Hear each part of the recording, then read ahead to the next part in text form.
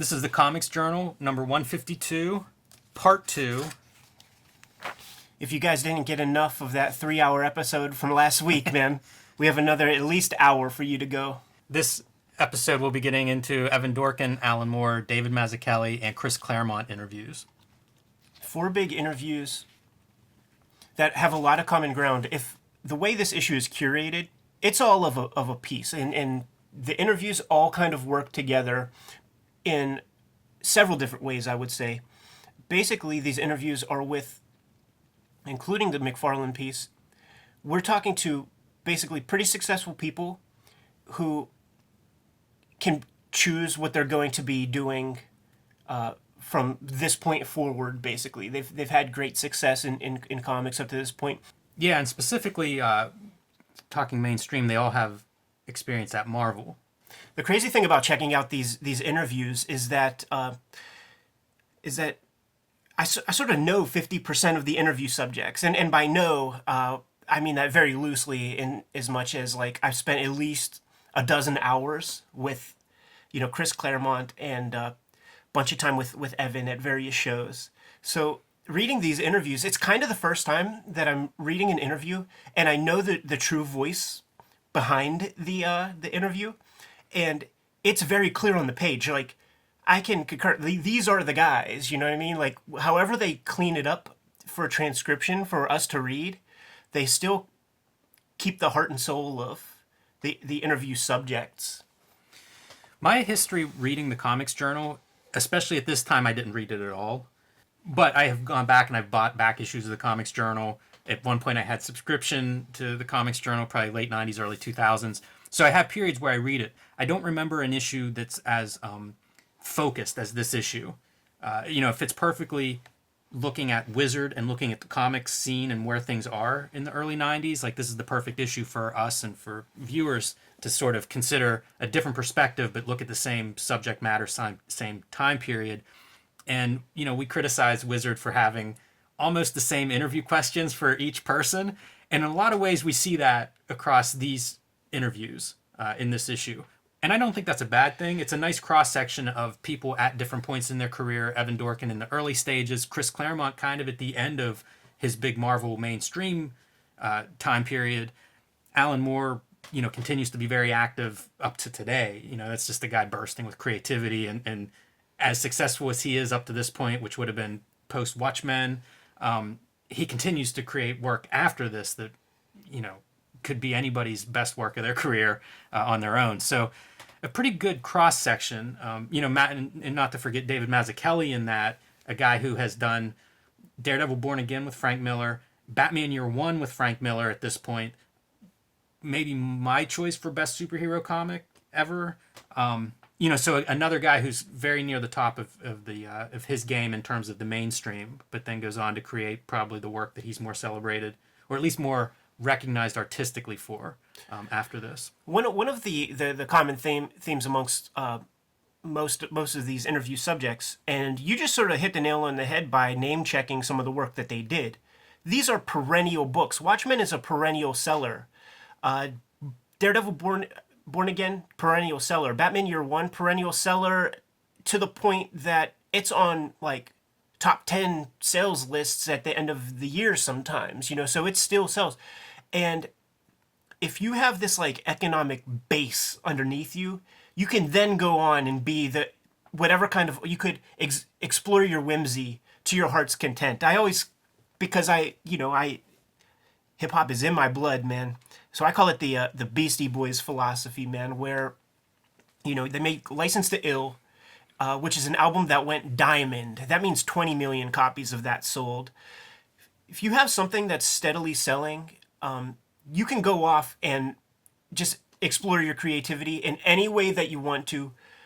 You will, by doing that, you're going to find out who your true fans are, because the number is going to whittle down, because if something sells 20 million, that has mass appeal. So you're covering a lot of ground, and everybody's more nuanced if they're being truthful. They're not trying to whore themselves out to everybody. So then your audience will whittle down. But if you have that economic base underneath you, you then can go on and make, in this case, whatever kinds of comics you fucking feel like making. one of the things that I really should have mentioned that was just kind of funny when we were talking McFarlane is that we now have a kind of equilibrium, these many years after the speculation market. Like we know who we are as a comics industry in a lot of ways, and the people who are reading comics, like they are reading comics. There are the douchebags who CGC their stuff and try to create some artificial value in their old comics that way. But McFarlane is kind of needling Gary Groth. Well, how much does that Love and the Rockets comic sell? And Gary gives numbers. He says 24,000. Spawn sells 23,000 now. So that's the true number. Like when you're not stealing money from kids and separating kids from their piggy banks by giving them this promise of future investment potential, you sell 20,000. You could take that one step further and say when you're not selling anything to kids. Right. Because, I mean, around this time you see that shift away from targeting kids, trying to get new readers. That's the other thing these guys have in common, at least 3 of the 4, is that they're huge from the 80s. These are the big works that come out of the 80s. When you look back on the 80s, it is Dark Phoenix, it is Watchmen, it is Batman Year One. And so it's interesting to see these guys weighing in on where are we now? With Spider-Man selling 3 million copies and X-Men selling 8 million, things are definitely in a transitional period here. And that is something that comes up in a lot of those Wizard interviews is what's going on, what's the future, what's happening right now, is this sustainable, what are we doing with new readers? And so we get a chance to see these guys who were sort of on the top of the mountain in the 80s weigh in on those questions. It's fascinating to think about in retrospect because they were outliers of a period, and there have been several movements of outliers since then, but it all begins pretty humbly. So like the next to my taste, like the next movement of like creative outliers in comics would be the Dan Clowes and the Chris Wares and the Charles Burns and the Hernandez Bros who were slogging away, selling 24,000 copies of one of the most popular independent comics of the day, Love and Rockets, and they just freaking kept at it, and along the way educated the public about this other kind of comics that were possible, and 20 years goes by and these guys are now sort of reaping the benefits, and they have their perennial sellers and things.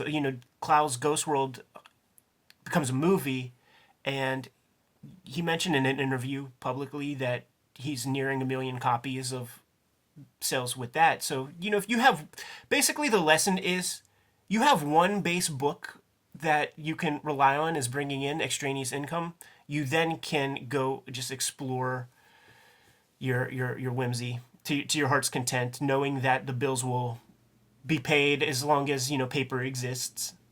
Well, I think that's a good foundation for this. Should we begin? Let's do it, man.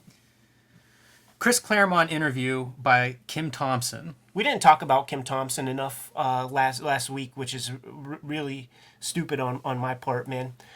Co-founder of Fantagraphics. He was sort of brought in a little bit later. Like if Mike Catron was like the Pete Best of the the founders here, because he goes away.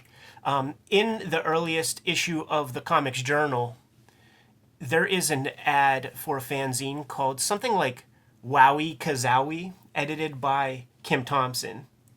So he's not a part of Fantagraphics at that initial stage, but he quickly buys in, and that tandem, it's like, to me, tag team champions of comics, it's Kim Thompson and Gary Groth. They are the Midnight Express. They are the Rock and Roll Express. They're the top dogs, man. It's not Lee and Kirby, to my taste. They could trade the belt back and forth every now and again, but for the types of comics and the types of stories I want to do, Kim Thompson and Gary Groth are my champions. Yeah, and it's so easy to take for granted. Kim Thompson and Gary Groth were there whenever I start reading comics. Whenever I learn about them, they have this huge body of work under their belts. And they're almost an institution. You just take them for granted the same way you take for granted Marvel or DC or something. Whenever Kim Thompson died, I remember just like reading, various remembrances that people were posting, and it really sort of shines a light on the impact he had on comics. A huge champion of translating European cartoonists. I think there was one year that 4 or 5 of the nominated Eisner Awards for Best Translated Album were all him. Yeah, and the unfortunate thing when that happens, because that is standard operating procedure with Fantagraphics, there are always several different Fantagraphics books that are nominated for awards. So then they split the vote, and then some douchebag, right. some Batman comic Yes. by Tom King gets to win the Eisner. They also, I remember a standout, they posted a review of Ronin #1 that he had written, whenever Ronin was published. And it basically laid out Frank Miller's career. It's one of the most astounding pieces of criticism I've ever read, because from one issue of Ronin, which was a big book for me, Ronin #1, I got it at a flea market, became an instant Frank Miller fan. Kim Thompson was basically able to read that book, knowing the history of Frank Miller and Daredevil, and kind of predict where his career was going to go from there. And I can remember reading that review and just being like, this is unreal. Like, how could you possibly get this from one issue? So just, it's easy to not think of the talent that these guys possess because they're behind the scenes. They're editors, they're publishers. You don't see their hand as directly as you do an artist's line or something. But that vision is just rare. The ability to assess talent that way, that quickly, it's astounding. And I always think, like, anytime you get a little bit of this, comics are lucky for the time they had with Kim Thompson. I agree. And, when I hooked up with Fantagraphics, it was like, say, 2012, and Kim was sick. I only met him once at an SPX before Hip Hop Family Tree came out, and I got to, talk to him. He was very nice and super cordial and welcomed me into the fold. But I do have a story from about 15 or so years, 20 years before that I had an interaction with him.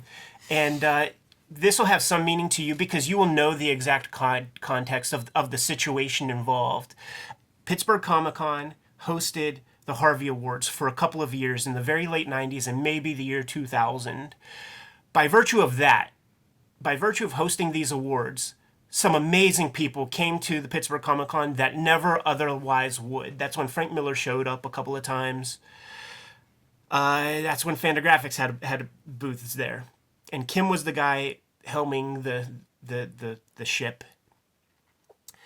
I knew Comics Journal before then, as a young teenager, and I was reading it, and I remember specific instances where they would kind of roast, say, Ed Brubaker's Low Life, and just say that it's like a Chester Brown wannabe comic, and Ed Brubaker like drew his response, like the response that Fantagraphics gave his work. So I seen what Kim Thompson looked like in drawn form, and there have been other instances, man. Pete Bagg has drawn Gary and Kim. Dan Clowes has drawn Gary and Kim. So before you ever see a photograph of these guys, basically who these guys look like, what these guys look like, and which one's which, and who's who. So I avoided the Fantagraphics booth like the plague for most of the convention because I loved it so much, and because I knew the reputation from the Journal and how these guys were tough, and they had their opinions, and they didn't give a fuck what anybody else thought, and it just, I was 13 maybe, it intimidated me. So then, towards the end of the convention, Kim is kind of packing up, and it's early on a Sunday. He's kind of packing up, but there's nobody around his booth. Little did I know that there was almost no people around that booth the entire weekend. And I go up to Kim Thompson, and I have, a mini comic and the original art for that stuff in hopes of maybe getting acceptance into the fold and having my own 8-ball like anthology series. And I ask, he's packing books at 1 p.m. And I asked, Mr. Thompson, can I show you my work, sir? And he just looked back at me with a red face and was so fucking angry looking. And he said, almost through his teeth, "Not right now," he said. "Not right now." And I fucking walked the hell away. When you took me to my first SPX in 2003, 2004, and I was scared to death to even be around that dude. I wouldn't walk like even close by the booth because I was terrified of the guy. That's amazing. I thought you were going to say you're no Adrian Tomine. No, he didn't even want to look. The other piece of Kim Thompson history is Amazing Heroes for superhero fans. I don't know if he was editor-in-chief of that, if that was his like pet project, mainstream project, but that would be the place that I would see his name in the credits of more on the superhero side of the equation. Whenever I break Gary's balls about publishing Critters, he also puts the onus of that publication on Kim Thompson too. You know, the porno Bible for the furry fandom. That's fantastic. So the Chris Claremont interview, all they have to lose is a cog in a wheel. This is, I guess, his first big interview after leaving X-Men 17 years. Far different interview than the one that we read in Wizard Magazine #2 when he was still basically on the company teat and was explaining about all of his ideas and where he expected the series to go, blah, blah, blah. And that interview had an epilogue stating that he was done. The dust has settled. He's been able to form his thoughts on the subject, and we now have this interview that we can absorb that begins with some pretty great gossip, some company gossip that we haven't read about in Wizard Magazine yet. The very first line of the interview is not Kim Thompson. It's Chris Claremont starting with, "I just heard the latest news. Shooter's gone from Valiant as of this morning." That's something we've been talking about in past episodes, is that Shooter run at Valiant is very short. It lays the groundwork and that's it. And so it's kind of a perfectly timed announcement to start an interview like this with the revelation of, well, Kim Thompson's response is, "I thought he had part ownership in the company. I guess nothing is permanent." And that's how it was sold. That we have this new company, this new exciting company, spearheaded by the guy who made Marvel a healthy business in the 80s, Jim Shooter. But, from some of the other stuff we were unpacking in like the Wizard #9, I believe, there were clearly these guys with the purse strings above Shooter who had different ideas about the direction they were going to take the company, and they were not better for getting Shooter out of the pack.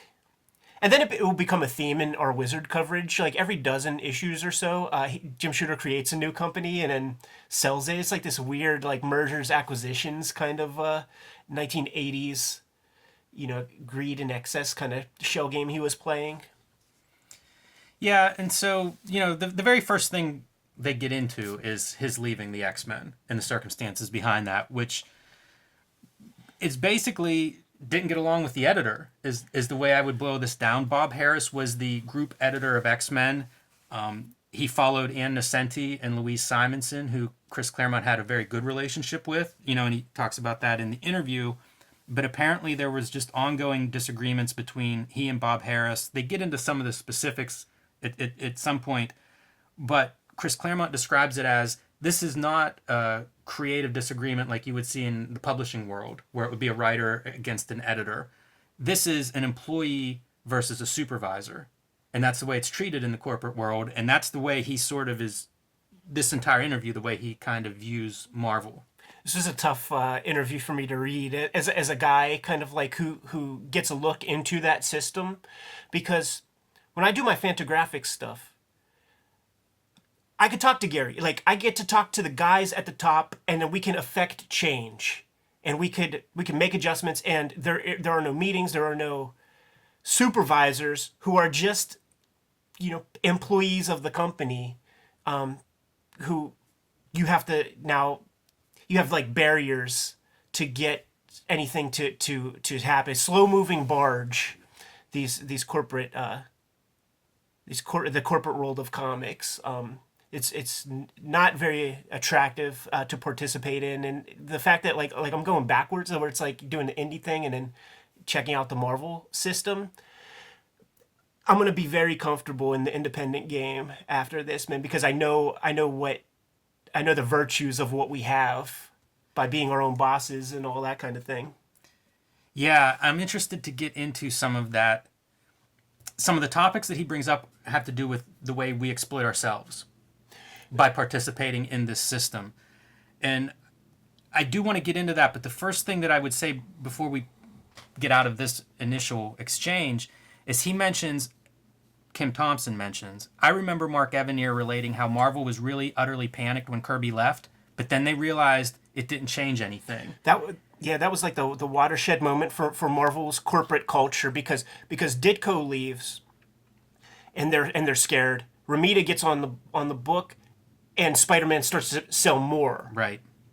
And then they survive Kirby's departure, and it means anyone can be replaced. Right. If Kirby becomes a cog, everybody's a cog. It's true.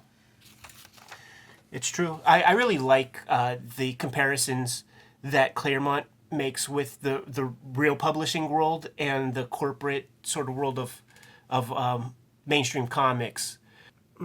He talks about the thing, like Stephen King, if he leaves his publisher, the publisher doesn't get to do Misery 2.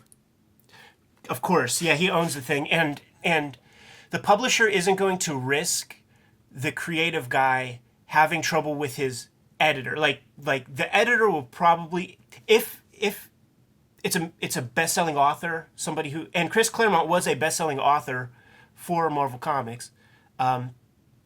If that creative person has trouble with the editor, he could call up the publisher, and there will probably be a new editor, within a couple of days, because they simply don't want to lose their top talent to a rival publisher. But even more than that, Claremont is a dual citizen. His mother's British and his dad is United States American.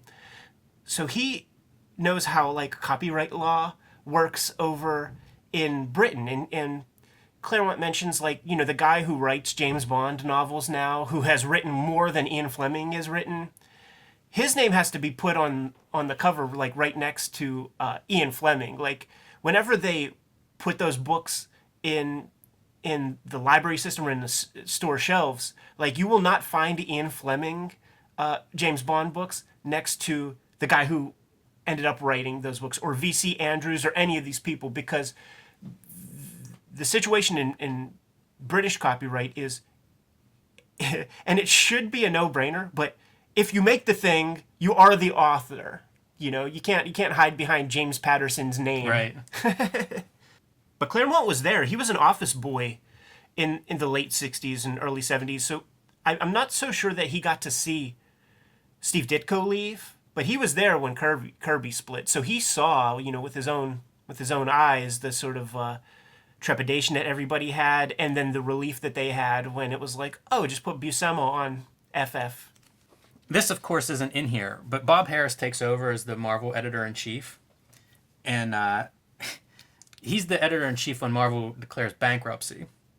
Claremont has ideas for what he wants to do, and he's such a just naturally smart guy, but he also has a certain level of class where he can dole out to barbed comments, but he could also have plausible deniability in saying that they are not passive aggressive or anything like that. He simply says, take a look at one of my latest X-Men comics, take a look at my last X-Men comic, and compare it with one when Anne and Louise were editor, and you'll see the difference of my ideas of where I want things to go and where Bob Harris wants things to go.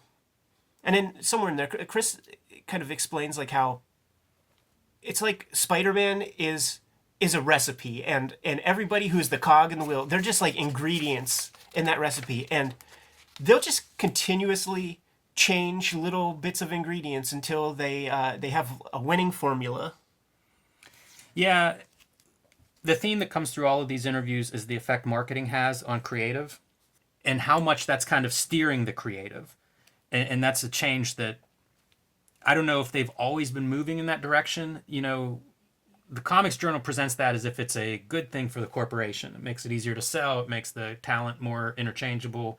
Less autonomy, less power on the part of the talent. Claremont, agrees with that. Like he mentions that too in this answer. And literally every one of these interviews, at one point, the participant brings up the marketing and the influence that has on creative. In this example, he talks about things like NFL Super Pro, which was a book Marvel was doing, the Clive Barker books, because these are just books that you put that name on it. You put that licensed, known commodity in the title. Who cares what the book's about? It has NFL in the cover, in the title. It has Clive Barker above the title. It's where they were at this time, and I don't know how much that relates to the Image guys leaving or wanting to own their own stuff or whatever, but it does really feel like it's almost calcifying at this point where like this is the formula from the corporate standpoint. We put this brand on the cover, and that's what sells it, and who cares who's involved. The ingredients are interchangeable. Bring the next, baking soda, the next sugar, whatever.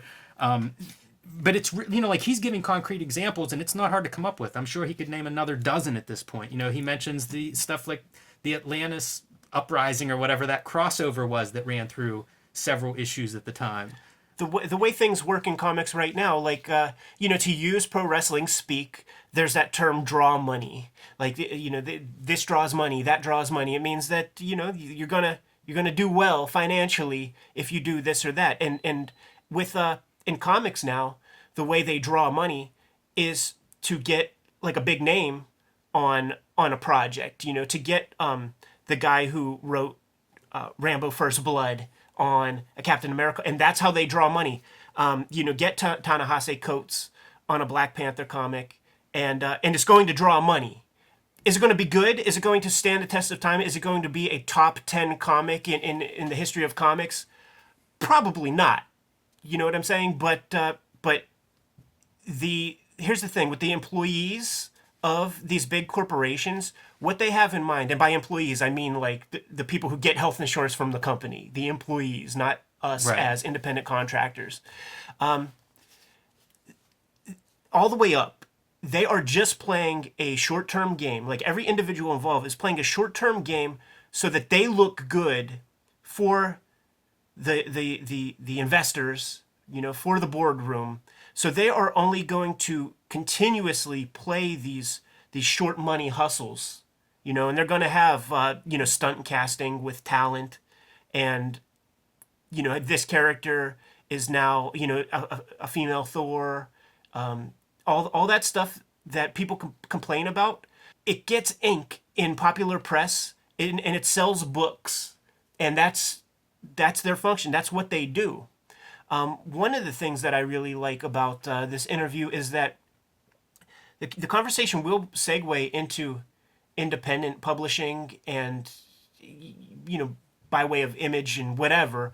But Chris is like the first guy to say something that I think that you, me, and many of our brethren had to find out the hard way about the indie world, which is, if you're accepting money, because these publishers are putting money down to publish your book, it's not your money. So you are now complicit in the corporate culture of even an independent publisher, their brand identity, what their value sets are. And beyond that, if you're assigned an editor with your independent book, if that editor doesn't have major respect within the company, you might not get everything you need or want.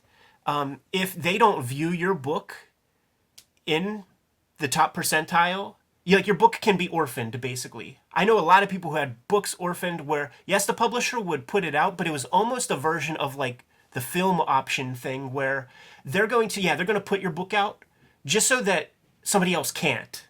In a way, that's happened to a lot of people I know, and that is a possibility when you're in the independent market. And he explains that that's why the Image guys are kind of doing their own thing, using the distribution channels of Malibu, because they don't even want Dave Campiti or somebody. They don't want Mike Richardson to tell them the format, the release schedule, anything. They want full autonomy.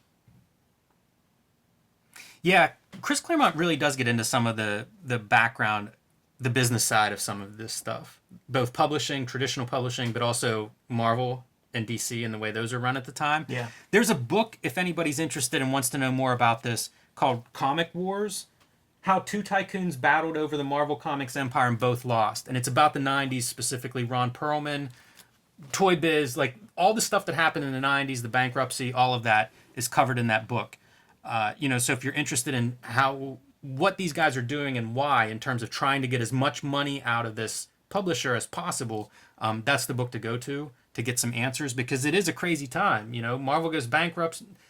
People try to take over the company by buying up their stocks. Like, it's interesting to see, and Chris Claremont describes the beginning of that, because that doesn't happen for a couple years after this interview, but talks about the history of Marvel and the way the publishers have always just been trying to get as much money out of the company as they can, going all the way back to Cadence. So it's definitely inside baseball. You get a Chris Claremont interview, and like we said, very different than the one in Wizard where he's talking about plans for these characters. Now it is like the behind the scenes of like what's really happening. And one of the disagreements he had that led to leaving with the editor is he wanted to kill Professor X, which wasn't going to happen. Too valuable of a character to write off, which is funny considering now every character gets killed and comes back, and who cares? Right. But this is one of those things where the corporate idea is that is a licensable property. You can't get rid of that. You can't change that. They cite Batman. 50 years in, Batman's the same as he was when he started. And that is very much by design. You see evidence of it in Claremont's books, that it was going to be this continuously evolving thing. Just in conversations with him that I had myself, he said it, and then you take a look at the books, and it's clear there on the page. But late 70s, like Wolverine was like the sexy character. Then the character for the early 80s, in his lights, was the Kitty Pryde character. And then Rogue became important to the series. And then when he was working with Jim Lee in the 90s, like he was positioning Gambit to be the character of like that, say, 5-year span. And whenever he gives presentations and talks, there's hours and hours of conversation with him at conventions. And Columbia University, he gifted Columbia like all of his notes and archives. So there's like couple 2-hour conversations there, and he would speak about what he wanted to accomplish in like 100-issue arcs and, wow. and shit like that. Like, so he was like very comfortable, like what where he was, what he wanted to do, and just like things like the New Mutants. The whole point for the New Mutants for him was that the X-Men would age, they would be gone, and then like the New Mutants would then become the X-Men, and then there would be new sets of New Mutants, and that, to his mind, that is how these comics were going to go, where it would be this, like, there would be like this like churn rate, but there would always be an X-Men and there would always be a New Mutants. But the corporate people, and this makes sense, they're like, no, like we have Wolverine Water Wings, like he can't go anywhere. Yeah, it's very true. You're describing that in 100-issue arcs. It reminds me of manga. Like he had this big, long vision, and he had the cells that you would think would allow him to realize that vision. And it was like, even with top cells, that's not enough. You still don't get that creative freedom. In wrestling, like whenever we listen to shoot interviews with popular guys, whenever they would go over to a WWF and under Vince McMahon's wing, very often they would have to, quote unquote, do jobs at the beginning to like prove to just like, it was a move. It was like to prove to Vince that they would lay down and allow themselves to be beat. But it's also a move on Vinnie Mac's part where he's just like, I could crush you, like I could bury you. And to some extent, these top artists are leaving. If you sacrifice a Claremont, does that let everybody who works for you know that they are that they should respect how good they got it, kind of thing? Probably. Keeping on the wrestling topic, I just heard an interview with a wrestling veteran, and he was talking about how he thinks Vince McMahon intentionally won't build superstars anymore because guys, and he lists John Cena, The Rock, and Stone Cold as being examples of these guys that were so big they could do whatever they wanted. And the example was they recently did a WWE event in Saudi Arabia after that reporter was killed in Turkey, and John Cena refused to go. The guys on the roster, most guys don't get that kind of power, but John Cena's above that. And so if you're the guy in charge of the company, you don't really want somebody in that position. And whether it's Chris Claremont, who's, beloved by X-Men fans, or Todd McFarlane, selling record Spider-Mans, you can't have guys who get to hold the company hostage. Corporate comics are this way right now because of the Image guys. Like, after the Image guys do their thing and really make a name for themselves, I think that both companies really regret the fact that they ever allowed creatives to put their name in the credits pages of these comics. And you and I, we talked with some creative people who work for one of the big two as a writer, and she didn't know if she was even allowed to talk to the artist of the book that she was working with, and the artist, because everything has to go through them. Now, they can't stop you and me from going to like a comic convention and meeting Warren Ellis and then having Right. some chemistry, and then we go off and do our Image comic that's like a big fucking giant seller. But they would love for you to not ever build any rapport and build a team and then go off and do Sex Criminals or Southern Bastards or Saga or any of that kind of thing. Or to get together and decide your creative ideas, you really want to do them, the writer and the artist. Now the editor has two people they have to deal with that are on the same page, that are producing the book, that the editor may not want you to go in that direction or to do that detail. So Yeah. It's been this way forever. I mean, this is why you find other avenues to create your own work. It's why artists struggle against that corporate system. This section, participants in our own exploitation. Yeah, that was the toughest. This one was a little eye-opening. The quote that I pulled out of it is, "We get used to exploiting the work of other people." I've done work. I've gotten Marvel paychecks and DC paychecks. I'm doing it right now. Reading this really did make me think about it, though, in a way that I had not thought about it before. Yeah, it's something that was always on my mind. First off, I never thought I would even work for Marvel. Look, everybody I've liked has gone through this system virtually. It's hard for me to be too condemning of this. I participate in it myself, but I do think it's a conversation that almost is never had, and that's the part that I think is curious. Yeah. Is there a moral, ethical choice that we're making whenever we decide to, draw a cover for Spider-Man or something? The way I look at it at this point is precedent has been set. We are whore. Like, I am being a whore right now, but I'm doing mutually good business. I know what I'm getting into because I've seen a history of how the creatives are treated at these places. But I'm able to play a long game now myself because, my hip hop shits sell just fine. And there's a strategy to what I'm doing that isn't going to be obvious for a couple of years, but I can make these big investments in time for the good of like my future. So I won't get into it too much right now, but like it'll be clear what I'm doing and how Marvel and I are mutually benefiting from one another's what each entity brings to the table. I think there's two avenues there. One is protect yourself in a way I think previous generations maybe didn't have access to the information, maybe went in a little bit more naive than we all should be doing at this point. And there were only two options basically to like really That's do true. well for yourself. And it's a commercial art system. Like, those exist in other industries, and people participate in those. Some of that is the deal with mass media. But the moral part is a different question. It's not about coming out of it intact or not being taken advantage of. It's just a question of like, it is a bad history that these companies have in regards to the way people are treated within the companies. And it is strange. I'm not pointing at Marvel and saying that's bad people, but it is a corporation, and those policies are not, they're not, people protective. They're not, and they never will be. I mean, it's no different than if you work with Nike or, and I'm thinking of like an athlete, right, that's doing endorsement deals.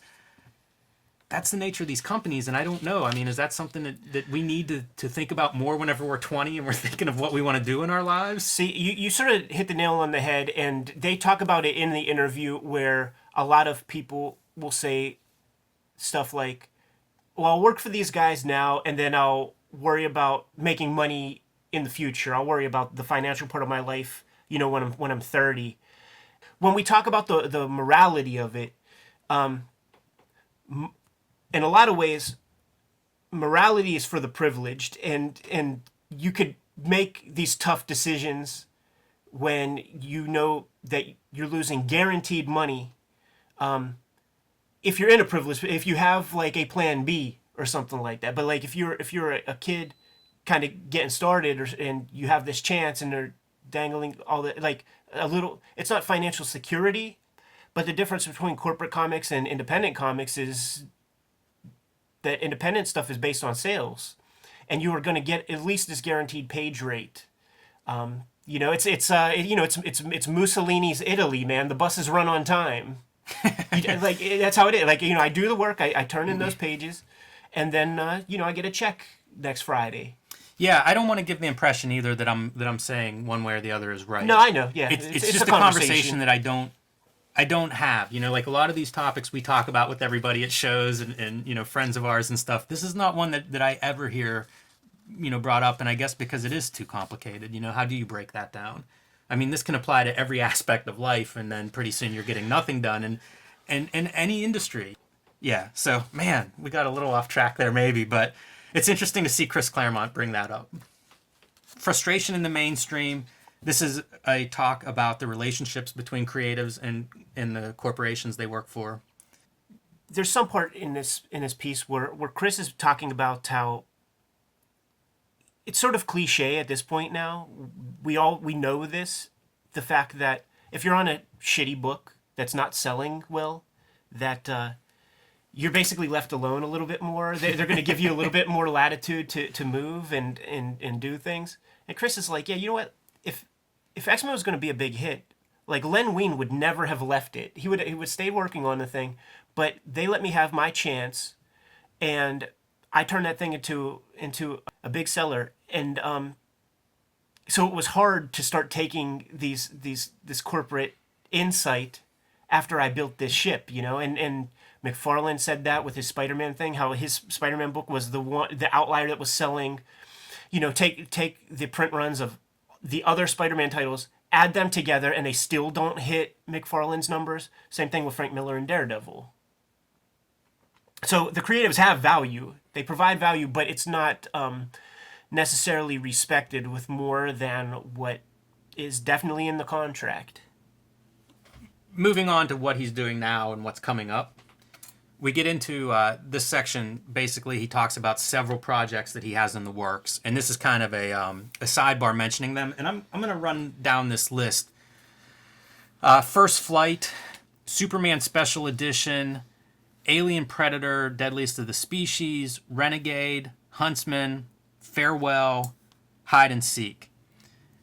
I think there's 7 projects there. I believe around one of them actually happens. The Aliens Predator, Deadliest of the Species happens. Renegade happens because it's not called Renegade, but it's the first 2 issues of Dark Horse Comics, not to be confused with Dark Horse Presents. But it does not spin off into its own series. No. Oh yeah, you're right. Huntsman kind of happens in that's a character that I guess he put together as a proposal for Image. It will eventually, that character will guest star in a couple issues of Wildcats and Cyberforce. Yep. But never, gets its own title. My question out of all this is, here's 7 projects that I plan to do. The super successful guy. 1.5 of them or so come to be. I don't know why that is exactly, and I don't know if you had any thoughts on that, but going through this and thinking about it, to me, it was like, there are other advantages of working with a company like Marvel. they facilitate a lot of the production, the design, the paying guys, not on spec work, but paying them ahead of time. It's very hard to go out and make your own project, build your own world. As a writer, and he gets into that in the interview. The company is called Image, and even the title alone is antagonistic because Image implies a visual, an illustrator, has nothing to do with the writer. And Chris mentions, listen, I'm a writer. Like an artist could fake being a writer way easier than, because they're still using the written word, way easier than a writer can fake being an artist. So that is also, the value of like the mainstream system is like you will be paired up with a penciler. And even if that guy doesn't work out, there's 1,000 kids on DeviantArt who, Marvel will poach to like plug into that situation. So as a creative, as a writer, and listen, man, guys like, Peter David, Mark Waid, like these guys, these guys with the job mentality, that's how they've existed for their entire career, is like they just want to keep writing, and they don't want to, I guess, like, I guess they would have done it if they wanted to, but like they don't worry about being paired up or building relationships with pencilers and going off and doing their own thing. That's extra work, and frankly, that work requires. And I'm not saying this about those guys as being bad, but like that work requires a little charisma, like a little back and forth. Like you have to kind of become friends with partners with a person in order to have a good creative relationship where you will not be getting paid on the work that you guys are doing for a year or more.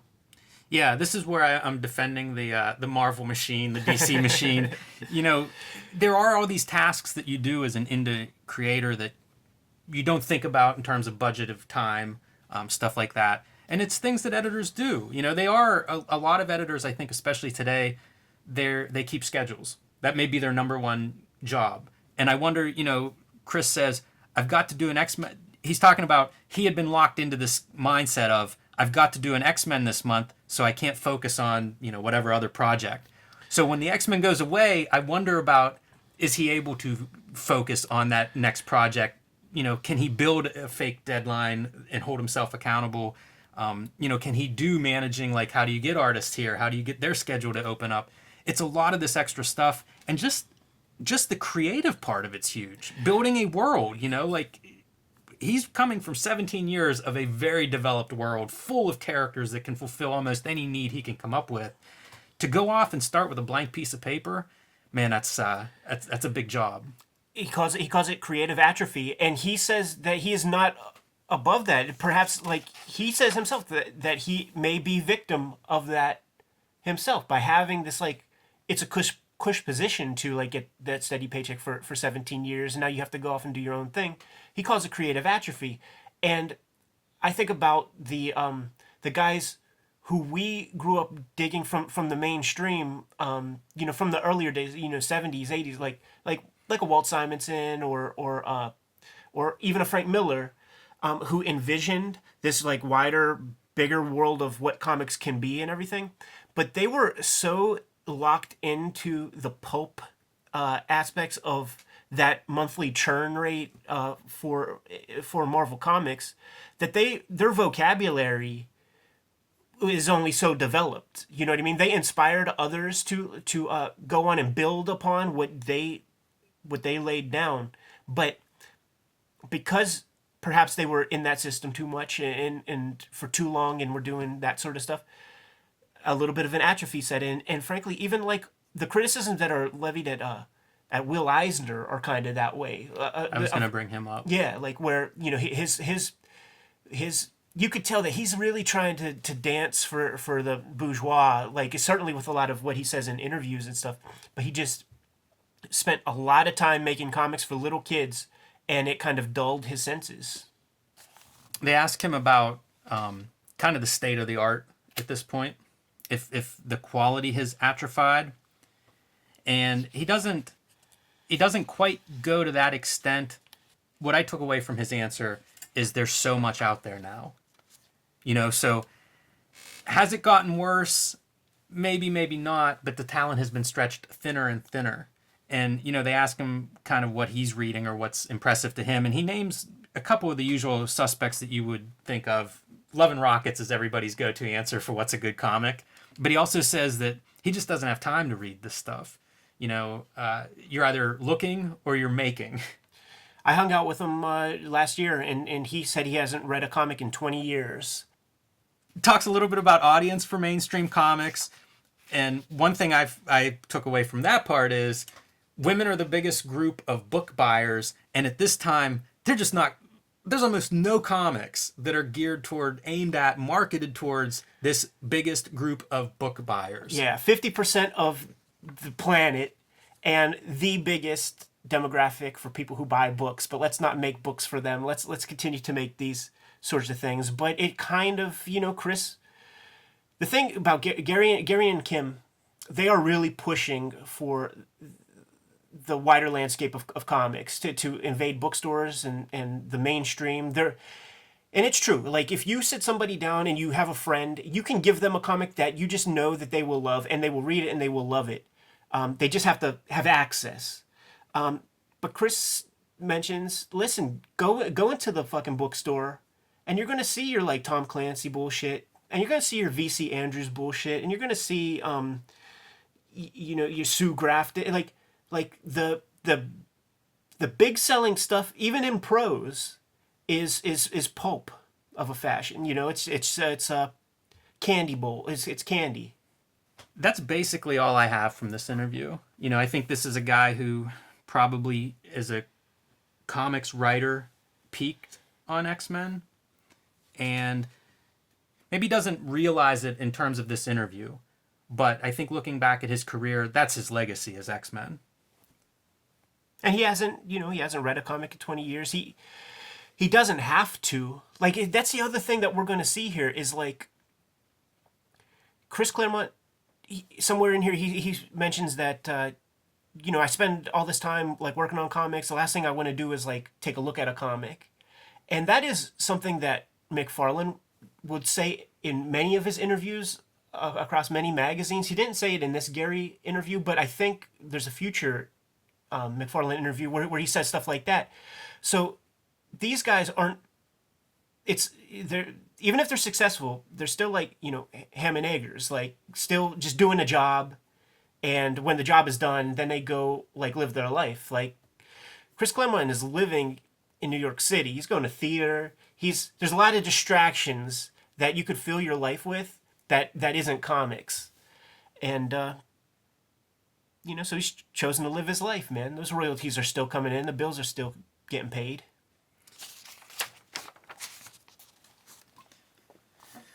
All right. Alan Moore is our next interview subject, but before we get to that, this is an ad from Drawn and Quarterly, and I thought we'd take a minute and look at the books that they're advertising, give us a time stamp of when this is set and what books were being published. So, Yummy Fur number 29 by Chester Brown, Dirty Plot number 5 by Julie Doucette, and the Playboy collection of Chester Brown's, one of his stories that was serialized in Yummy Fur. So, these are the issues of Yummy Fur and Dirty Plot. Chester Brown's one of the first cartoonists. I mentioned somebody who changed my idea of like how you make comics and what the values are of the decisions you're making. And this book specifically is part 2 of a story called Fuck when it was serialized. This story was collected later as I Never Liked You. And I Never Liked You, the collection, is the book that I always talk about whenever I talk about a book that really changed my idea of comics. And so this whole story is set in like middle school age, and it follows Chester Brown in an autobiography of, discovering girls, dealing with family problems, being an obsessive drawer, a bit of an outcast at school. The layout I never saw anything like this, like that doesn't look like a 6-panel grid, very strange. And a protagonist that I could identify with. If you go from Wolverine to a kid in middle school, it was like, yeah, this makes sense to me. So Yummy Fur is one of my favorite comics of all time as a series. Several graphic novels are serialized in this book. Ed the Happy Clown, The Playboy, which is also advertised, it details Chester Brown's encounter with Playboy magazine pornography, again happening in middle school, and his becoming aware of girls and the effect that has. I'm not sure if this issue has it or not, but one of the famous bits about this story. It's the weird way he jerks off. No, I was thinking of Hugh Hefner weighing in on this comic. Oh, really? I didn't know anything about that. Yeah, he was. I'll find the quote to put into the episode, but Hugh Hefner talks about, he viewed Playboy as a positive thing in terms of sexual revolution and awareness, and yet Chester Brown is kind of damaged by it, within this story. So anyway, so this is where this is at. The one thing I would say about Yummy Fur of this era is he serialized some of the Gospels from the New Testament, and they have never been collected. So if you want to track those down, you kind of have to find some of these old issues of Yummy Fur and then Underwater, his follow-up series. He was important to me as well for independent comics and what is an independent comic and different ways of thinking about the kind of comics that you could make. But I wouldn't have read or discovered those comics if it wasn't for the second time that I hung out with you, actually. We initially hung out the first time, and it was just like introductions and shit, and you discovered that I didn't, for whatever reason, I think it was really hard to find these Canadian comics, you know what I'm saying? Like, the Yummy Furs that were around in the early 2000s still, man, they still had the price tags from Speculator 1990s all over them, and I just could not pay money.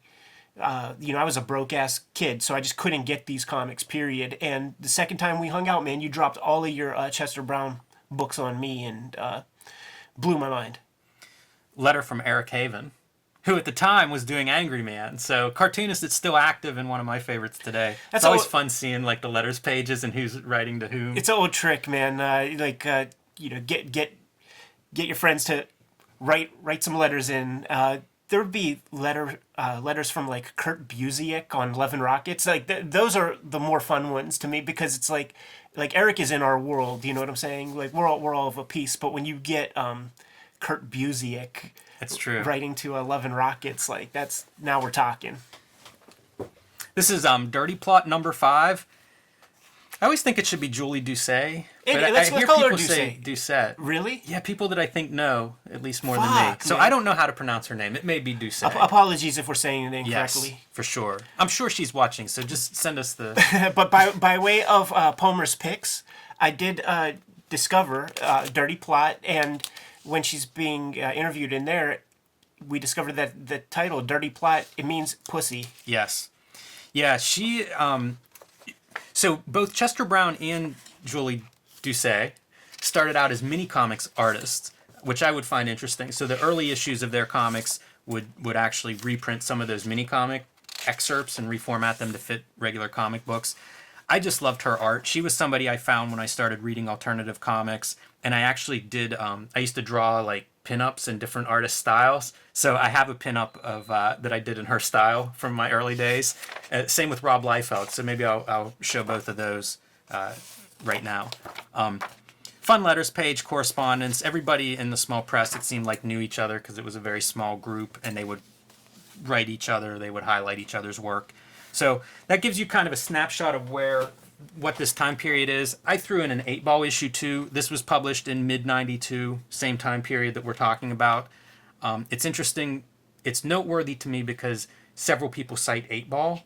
And at the time, the only collection I think that was out was Lout Rampage. So this is before a lot of the stuff that we think of Dan Clowes, like Ghost World. This is before Ghost World. This is years before the Ghost World even begins. I said it before in Wizard episodes.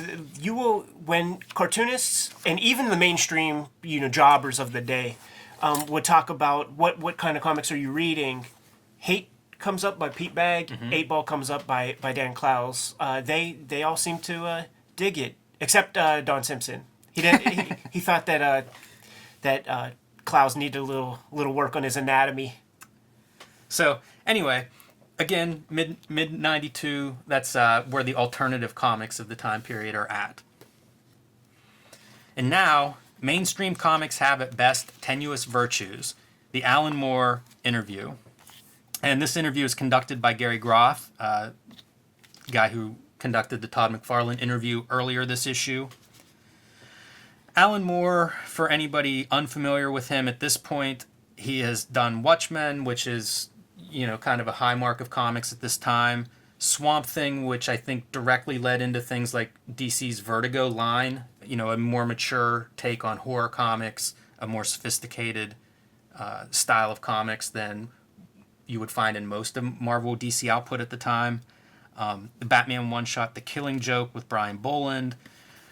He's in the middle of From Hell, which is the Jack the Ripper story that he does with Eddie Campbell. Big Numbers, a couple of issues of that have come out. I don't know if it's canceled at this point, but only 2 issues of that were published. So whether it's officially over or not, that's where he's at with that. So very ambitious, creative writer at this point. And at this stage, you named that early bibliography that has continued to provide that income that makes it possible for him to do Big Numbers, for him to do, serialize From Hell over the course of 16 years, receiving $0 for all of that labor until the book is done. A 16-year investment where you're just feeding a machine, you're just creating this thing and it's going to pay off 20 years down the line. Yeah, and one other piece to note here is at this point he's retreated from Marvel and DC work. And I think that pretty much holds true. He was doing the ABC line at Wildstorm when Wildstorm was sold to DC Comics. He continued to produce work for a little while on those comics. Very short while. But he never, he's basically done with Marvel and DC at this point in his career. And once again, you could have that privilege when you are still getting paid. You're still getting a DC check, man. You just don't have to do new work.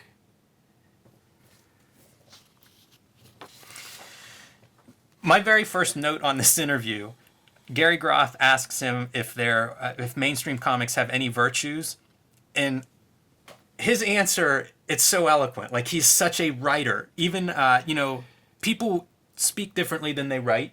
You could be a great writer but stutter around. He seems to be great at both, and it comes across. He kind of talks about a lot of good cartoonists come out of that system as an educational system is one of the virtues he cites. But then he goes on to contradict that a little bit with the idea that Dan Clowes and the Hernandez brothers, who have produced work far better than anything in mainstream comics without that apprenticeship. And he does call it an apprenticeship. When you work for Marvel DC, it's an apprenticeship.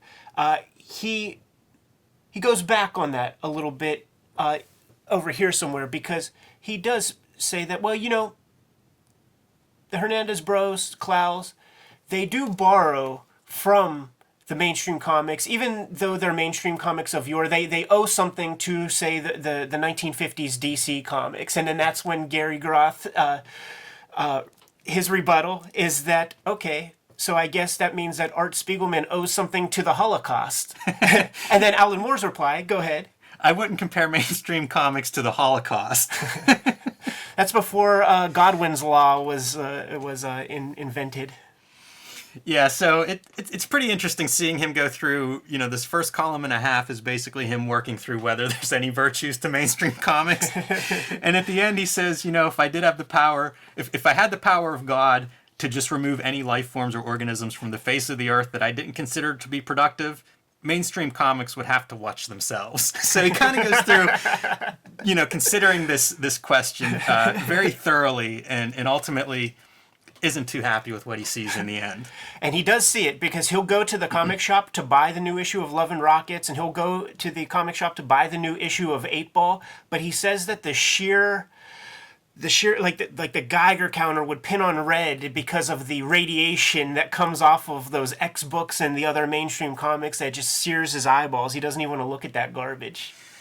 I always like seeing what's going on politically, And there is a note here, he could turn to the mainstream comics and Groth ads right after the Bush administration. This is the first Bush administration, so... And we saw that Dan Quayle is a supervillain in Wildcats #1. Yeah, it's it's a constant reminder. I don't know what the last, when we had political peace.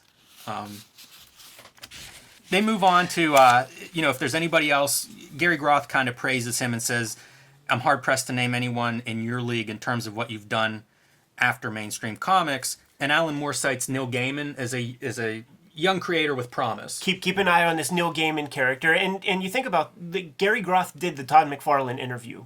We'll say that at this point, Todd and Alan Moore are in the same position. Like, we'll say it took Moore a couple of years to hit that position. We'll say both of those guys are at the top of their game. So McFarlane is still, he's churning out product. If it's not comics, it would have been cookies or toys or whatever. Like, McFarlane's making money. And Alan Moore has now achieved a position where he can indulge in the art of comics and trying to make like the most sort of artful use of comics that he can imagine, and that's what he's going to put his focus on. So of course, this is a part of Groth's agenda with where he would want comics to go. Like, we always have that little thought exercise of like, are you doing what you would be doing if you hit the lottery? And Moore hit the lottery, and this is what he wants to do. Yeah, he also cites Frank Miller. And I think Miller's a good comparison to what you're saying about Todd McFarlane. Because he says that, this is Alan Moore, not Gary Groth.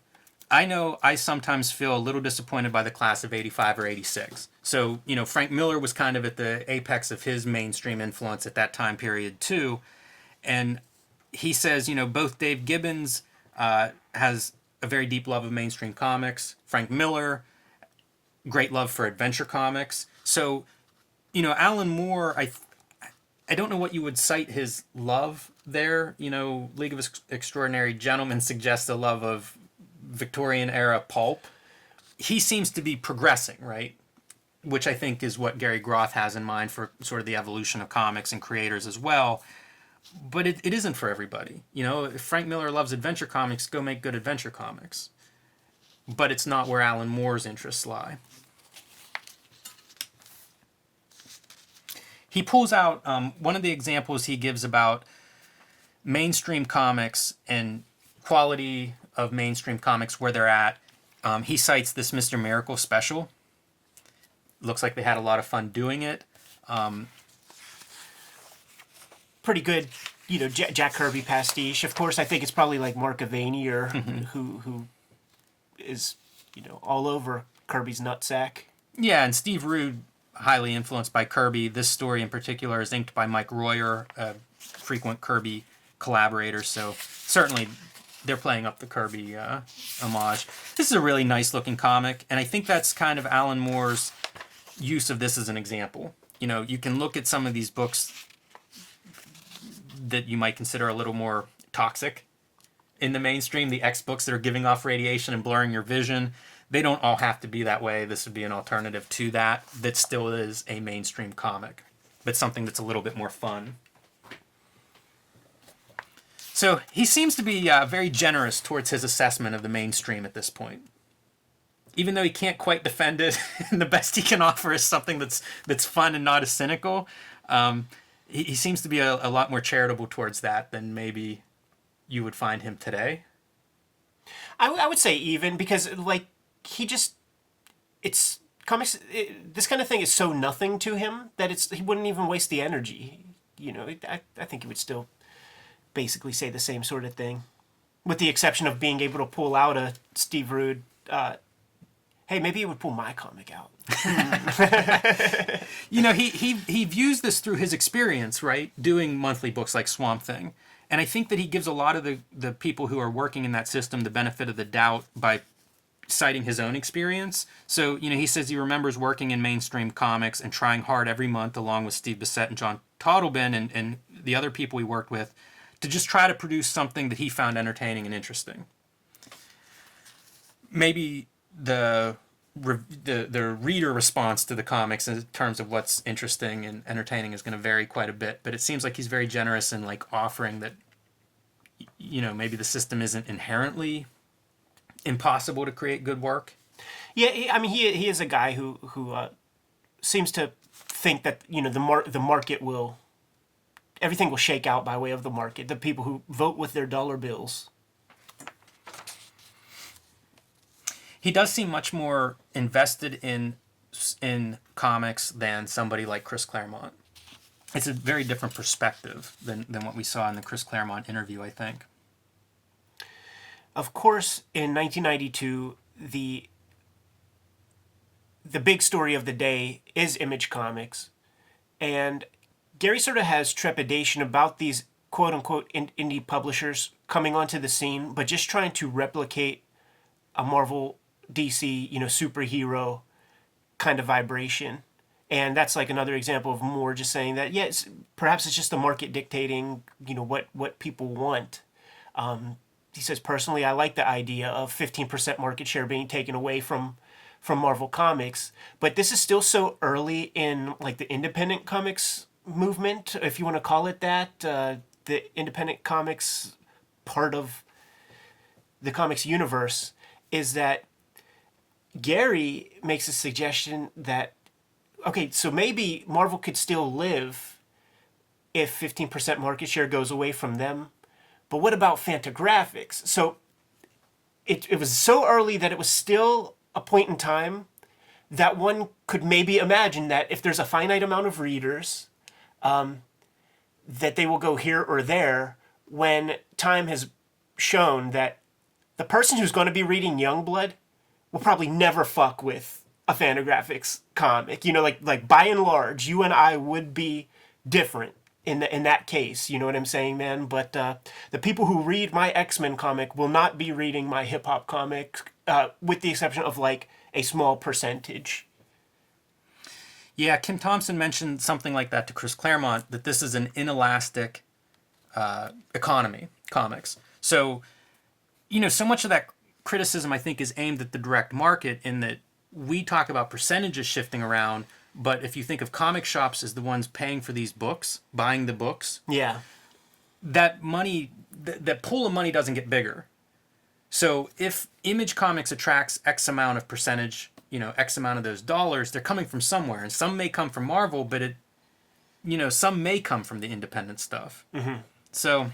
No, it's true. And Gary says what he says about those independent publishers, becoming ersatz Marvel, DC. And Alan Moore is like, well, Gary, I have to congratulate you and Kim for publishing pornography to keep yourselves afloat rather than superhero comics. And that was something that they were always very clear about. Like, at some point, Fantagraphics was going to have to make some sort of adjustment. Yeah. The interesting independent stuff that they were putting out was not paying the bills, was not keeping the lights on, so they had a choice. They could have went down that superhero route, or they could have done their Arrows line of comics, which they did go on to do, and apparently was a big seller. Now, keep in mind, this is from a day when VCRs still weren't that much of a thing. So not everybody could just pop in a VHS tape to jerk off to. I guess this stuff sold. Yeah, and this is his examples of what's backing up all the independents, right? Pornography for Fantagraphics, Turtles for Tundra, licensed movie properties for Dark Horse. 20th Century Fox, to be specific. And Moore does suggest that it is for independent comics, it is comparatively early in its lifespan, but he considers the work that Fantagraphics is doing, and he makes no apologies for, like, he has no problem that Ninja Turtles money is funding the Tundra stuff. He has no problem that pornography is funding the Fantagraphics lot, because this money, it's all an investment into the future of comics. And, here we are. We live in a world where there is a much wider landscape of material that is out there than there was in these days of 1992. And it's not going to change. The danger of this, though, this idea of like the Tundra money being funded with Ninja Turtles, or the more specifically the pornography that funds comics like Hate and 8 Ball, the danger would be is if the pornography becomes such a popular hit that the publishers lose focus of their mission and quit publishing Hate and 8-Ball, using those funds to churn out just yet another, piece of dreck. Anton Dreck, to be specific. Yeah. Fortunately, Gary Groth says that's not going to happen. And it doesn't. They get into some of the stuff like MTV, what an average comic is these days from a Marvel or DC.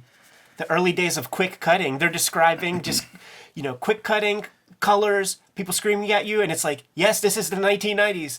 Remember the Sega? Yes. And Alan Moore actually makes a comparison between ads and comics and describes both as heading into psychedelic wasteland. That's kind of interesting to me, because I think it's true. Gibberish and incoherence, I think from 92 to now, we have seen more and more of that. Quicker cuts, more incoherence, just image. So he's already recognizing that in 92, seeing it in comics, but seeing it in wider pop culture as well. Any idea of where does that go? What's the end result of that? It takes time and wisdom to be able to see things that way. Like a 20-year-old person wouldn't be able to make those connections. You haven't seen enough cultural movements, and just as a 36-year-old man at this point, it's kind of fascinating just watching how our culture has been developing over my lifetime, because there are peaks and valleys and there are massive changes that have come in my lifetime, and it's fascinating to watch how these changes kind of affect the wider culture. It's not going to stop, so it's you can't be too cynical or else you'll get ulcers in your tummy or something. One thing that's new for me as I've gotten older, say in the last 6 or 7 years, I've noticed how different my perspective is on the world. And some of it is that you're seeing the cycles, right? As you age, you get to see, the perspective of wow, this is different than 20 or 30 years ago. But then also patterns develop, and then you realize the young 20-somethings at SPX who are talking shit on the old guard. When we were 20-somethings at SPX, they were talking shit on the old guard. Yeah, it's the same thing. The only problem is, not even problem, but I do feel bad that guys say Jaime, who've always been these forerunners of independent comics, are okay, so this is the year where you throw the old guys out, baby, with the bathwater. Okay, so we're assholes and pieces of shit again. And if we talk to him, he would probably have a timestamp. Yeah, every 8 years this has to happen. Well, I wonder how it affects the creative.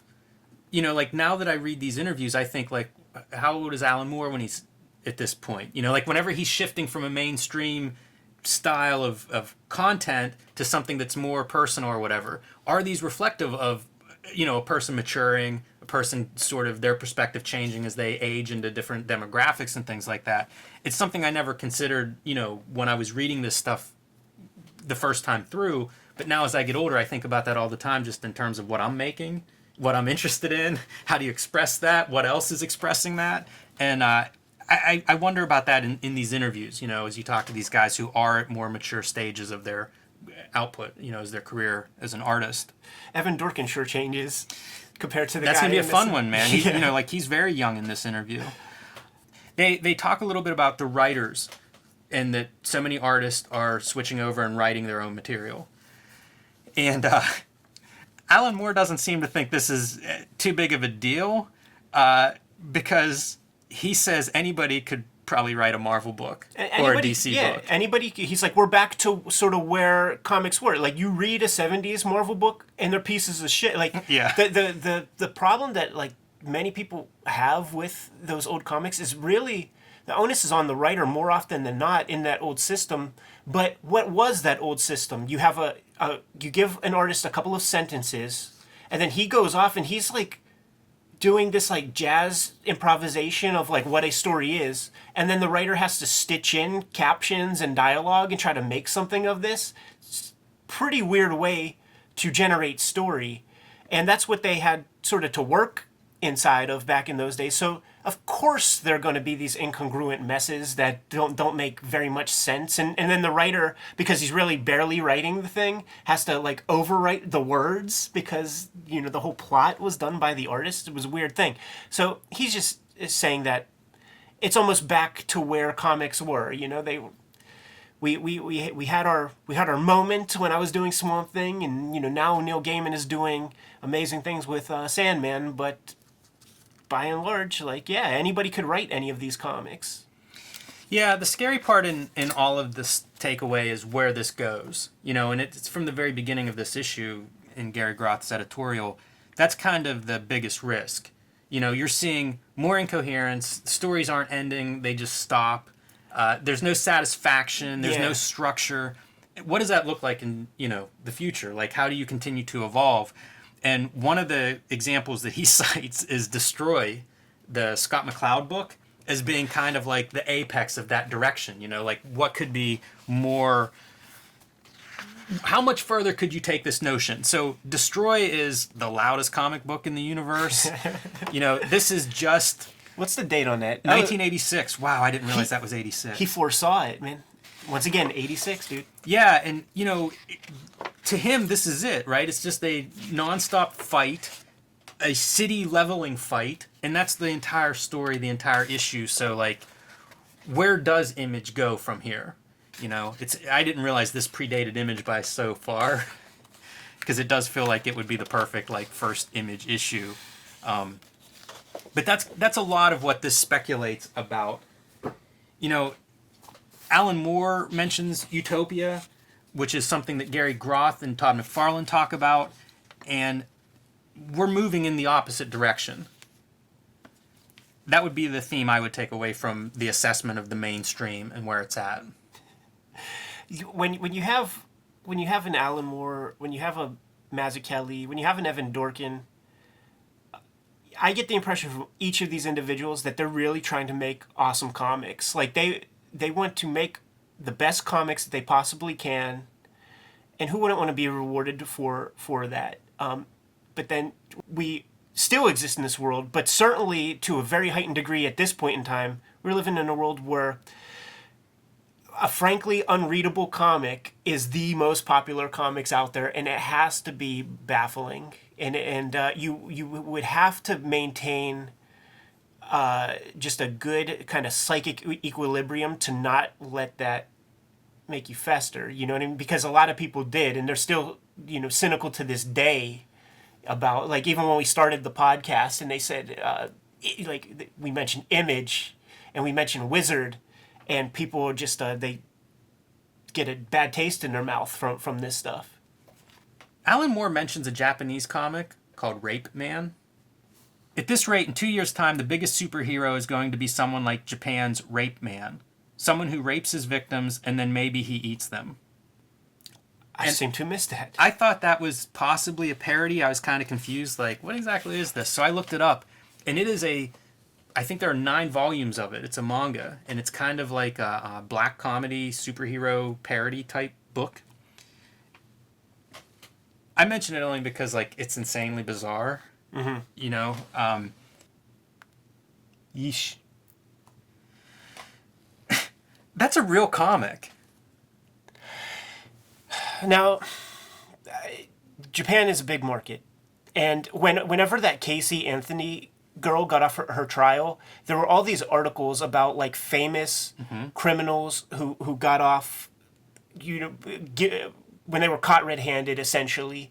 And there was this Japanese guy who was a foreign exchange student. He was, like, in France, and he killed a girl, and he did eat her, but not all of her, and left, like, the leavings on the side of the road, got caught immediately. And the French are badass. They're like, we don't want to spend any of our tax money on this punk ass, man. Get him the fuck out of our country right now. Because he was just a foreign exchange student. So they sent him back to Japan. And it was that cliche of, like, some paperwork error that made him, some technicality made him get away free, clear sailing. The reason I bring it up is because he is now, like, you know, saltpeter, whatever the fuck they chemically castrated kind of guy, and he draws like manga, like he draws like these manga of like his fantasies and shit, and it's all this like cannibalist, like bad, terrible shit against girls and stuff, and it's published. You know what I'm saying? Like it's out there. Yeah, that's kind of what I thought this might be. Oh, you know what? Maybe it is. No, it isn't. Oh, because yeah, like this guy's stuff, this Right. psycho guy, it's not good. It's not like good looking shit. Moore talks about Valentino and says, he hasn't read any of his comics for a while, but he remembers. This is about Image and the potential of Image. Remembers Jim Valentino with affection. He did Normal Man, and he did some great stuff in Dope Comics. Gary Groth says, "Did you see his Guardians of the Galaxy? I'll have to send you some copies for a reassessment." So, it is whenever Alan Moore begins working for Image later, it is Valentino who brings him in, or at least Valentino on the documentaries takes the credit for it. The last bit really is that Groth is talking about Image Comics fairly often, but see, this is like a younger Alan Moore, because nowadays Alan Moore has this like phrase that I've heard him say a lot of times where he's talking shit on, well, the movies that were made about his work and all that, and he famously does not watch any of those movies. So these interviewers will try to like, they think they got him. I got you. Well, how can you assess something if you've not watched it? And he says nowadays, I've heard him say it like 3 times, I prefer to operate from a position of ignorance, he says. But back here in this interview, like, he says that, he's uncomfortable saying anything about Image Comics because he frankly has never seen any of the stuff that they put out. And at this time, there were 3 issues of comics: Youngblood 1, Spawn 1, and I believe Savage Dragon number 1. Savage Dragon number 1. So the interview ends here. And Gary Groth says, listen, I'll send you a care package. Gary sends him the the Image number 1s that were out at the time. And then Alan Moore wrote this amazing little manifesto about how he sees Image Comics fitting into the world of comics. Jim, if you feel good, man, like, I would love to hear you read this. Having read a brief sampling of the Image line, I must say first off that I don't find them to be any worse or more upsetting than the standard mainstream superhero book. That said, I do detect a difference, a progression, if you will, from all the mainstream books of several years ago, which I am more familiar with. To make a chemical analogy, a classic superhero book like Plastic Man or Captain Marvel might be viewed as something like the coca leaf. Not terribly exciting as drugs go, and yet intensely stimulating and above all harmless thanks to certain alkalis that balance out the drug's more negative effects. In comic terms, these alkalis are plot, imagination, character, and things like that. Refine the coca leaf, remove those alkalis, and you will have cocaine. The rush is stronger, but it's harsher too and does more damage. This would be, in comic terms, the superhero books proliferating in the 70s and 80s, geared to constant breathless action with the storyline now merely something that's designed to get you from one fight scene to the next. A wild amphetamine toboggan ride. Refine cocaine and you are left with crack. I stress that this is not a social metaphor but merely chemical. I wouldn't for a moment think to even half suggest that modern comic books might be comparable in their adverse effects to Class 1 drugs. I only seek to call attention to a process of refinement that has been, perhaps, inevitable all along. The audience, no doubt, will make up its mind and will just say no or yes to drugs as it see fit. That guy could turn a phrase, huh? Cut to me 25 years later digging through the quarter boxes and like a crack fiend. Yes, exactly. I can't change Marvel. Who could? Evan Dorkin talks about dividing his time between mainstream Marvel and his pet projects. So at this point, Evan Dorkin is writing and drawing Bill and Ted's excellent comic book for Marvel Comics. He's done several issues of Pirate Corps, I don't know if he's finished drawing Predator Big Game for Dark Horse Comics. So he's kind of, I don't know, a few years into his career. 27-year-old Evan Dorkin. Young whippersnapper. Look at that kid. Clearly a ska guy because of his two-tone shirt. You know, this is kind of the early interview of Evan Dorkin, gives some background on where he's coming from. Has background working at Jim Henley's Universe comic book shop. Went to NYU for a film degree. And we've known him for decades, and that's never come up in conversation. But Jim, to be conversational, because I don't want to be... Evan's our homeboy, and I don't want to be too clinical about this whole piece, man. When did you first meet him? I met him at the first comic book show I ever exhibited at, and man, was I an asshole. To him, or as a just person? As a person, to him, everything. I dressed in a bright yellow jumpsuit, looked like a giant banana. Let me ask you, how many shows did you bring that garb out? A couple. Because Too many. Because before we even knew each other, I have a VHS tape when I went to Pittsburgh Comic-Con, and the camera's moving, and my camera landed on you and Jason Lex with your fucking yellow outfits.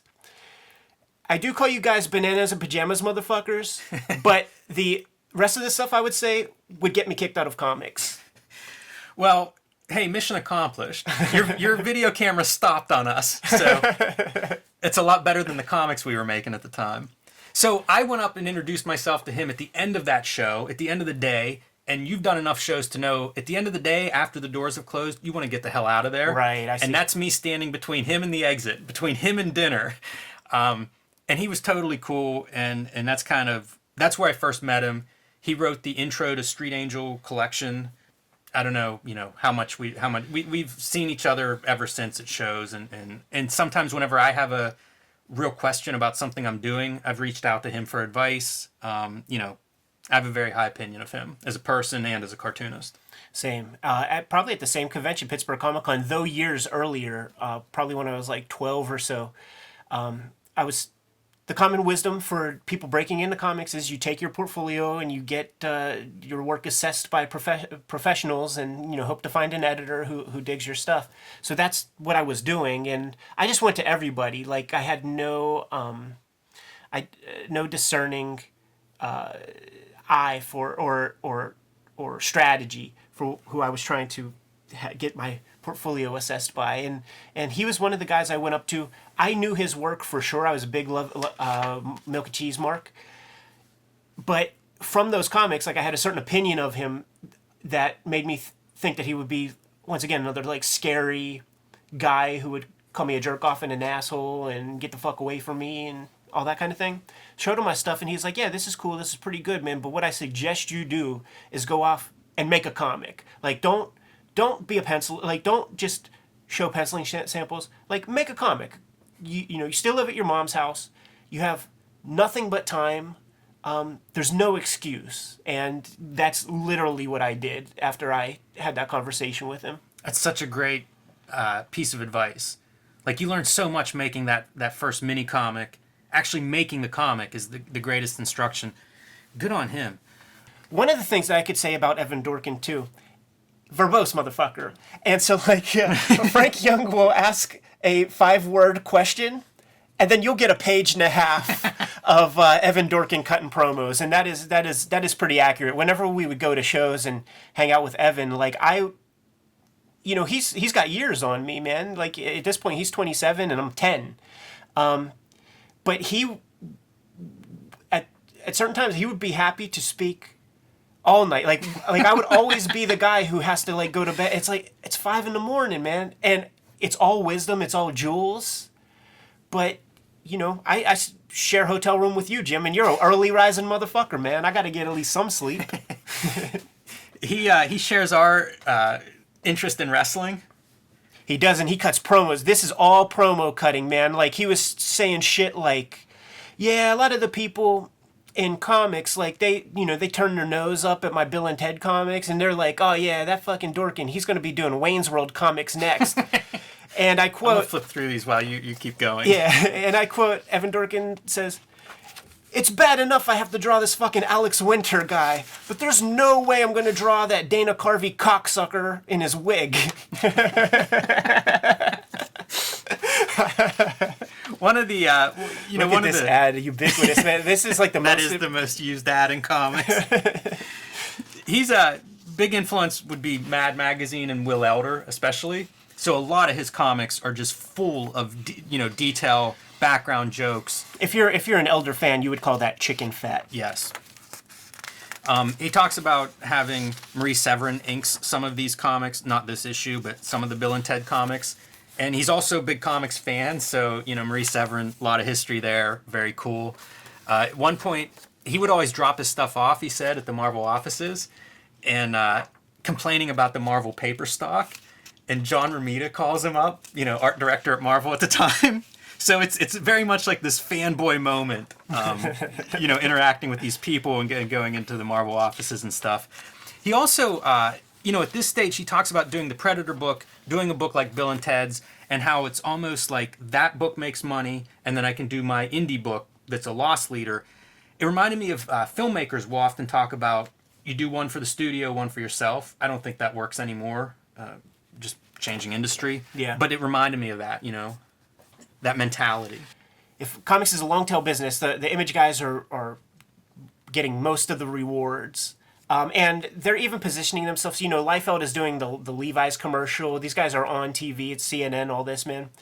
But Evan knows it's a bubble, knows that it won't last, and he goes to his girlfriend and points to the television because he's sick of hearing about the popularity of comics and the popularity of these image guys, and he grabs his girlfriend and he points to the television, and Married with Children is on TV. And he says, you see that little kid on that show, that little boy, that little insignificant douchebag? He's more famous and has more money than all of those guys.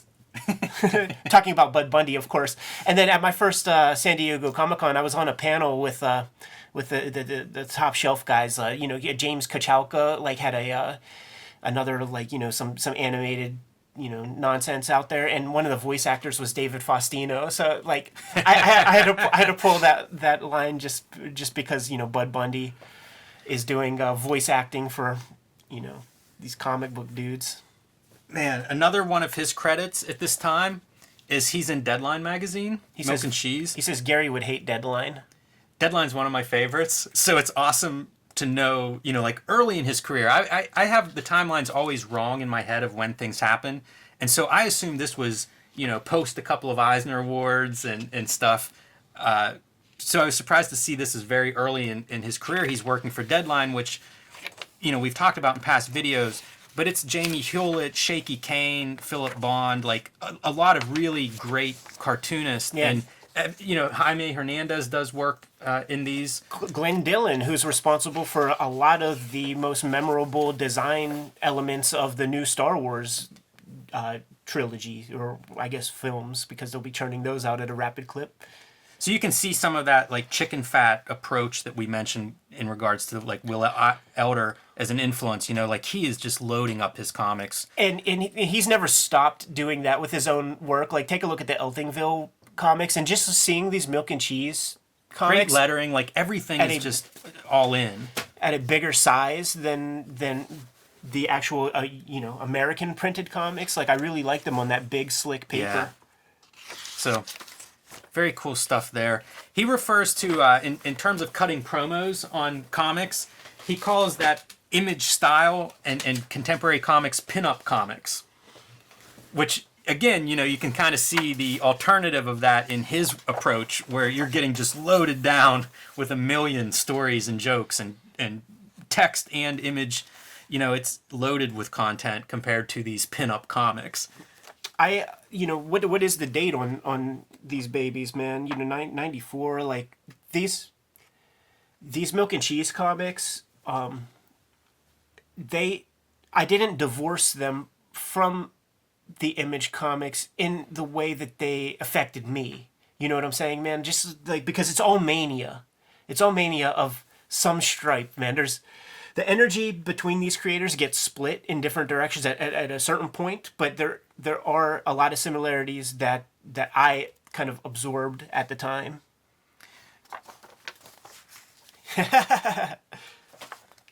So one thing he mentions is that he reads the letters.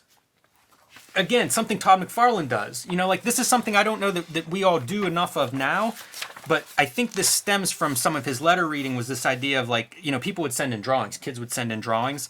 And so this is a really great page to me where he's doing like the kid art comic version. And I just think it's beautiful. Again, demonstrating kind of his ability as a cartoonist to incorporate these different styles within storytelling. Well, I mean, he mentions like, yeah, I drew that with my left hand. Very effective. Totally. Looks great. I think it's noteworthy, though, the idea of reading your letter, you know, reading these kids writing in letters, because you don't hear it mentioned often. So you hear Evan Dorkin mention it, and you see Todd McFarlane mention it. Yeah, for sure. You know, like... and then you see Marvel eliminate letters pages altogether, you know, a decade later.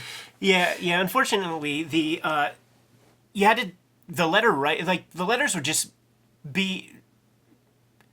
They would be more valuable because now you're writing something down, you're considering something, you have to put a stamp on a thing, you have to send it out.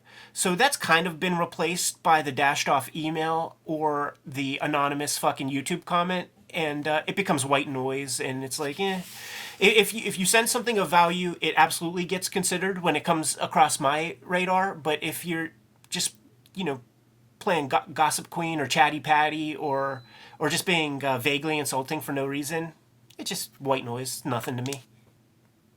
He compares comic book stores to porno stores as being both just male fantasies. You know, basically how alienating these stores are to women. Again, something, you know, you're seeing this stuff cross over from person to person. Chris Claremont mentions, why aren't we targeting this giant group of book buyers? And then, you know, a guy who works in the comic book stores makes the same observation. And the male fantasy part, I think, is really accurate. Because we've heard people disparage comic book shops. And this is 1992, by the way. This is not to say comic book shops of today, because I think shops have evolved quite a bit. Yeah, we're talking to subterranean joints, man, where you could buy, like, anarchist cookbooks. And Neil Gaiman said something funny in a speech at the Library of Congress, I think, man, or it was like an interview when he was working on Sandman. He would get these like shop owners who smelled funny, had unwashed shirts with stains on them, who were like picking at their skin, coming up to him at shows and saying like, "I really have to thank you. You got women into our shop." And he's just sitting there like, "Oh yeah." Wow. You know, cutting promos, he disparages both Raw and Spider-Man. Yeah, just the pretense of Raw and stuff like that. But you know, he also cuts promos kind of on the laissez-faire comics reader who doesn't associate the guy who draws Daredevil Born Again with the guy who draws Rubber Blanket. Like, how there's no... Like, the people who come up... Like, Kyle Baker at this point, you know, they were all part of Instant Piano. Kyle Baker, Evan Dorkin, and what was the other guy's name? Mark Badger? Yes. Yeah.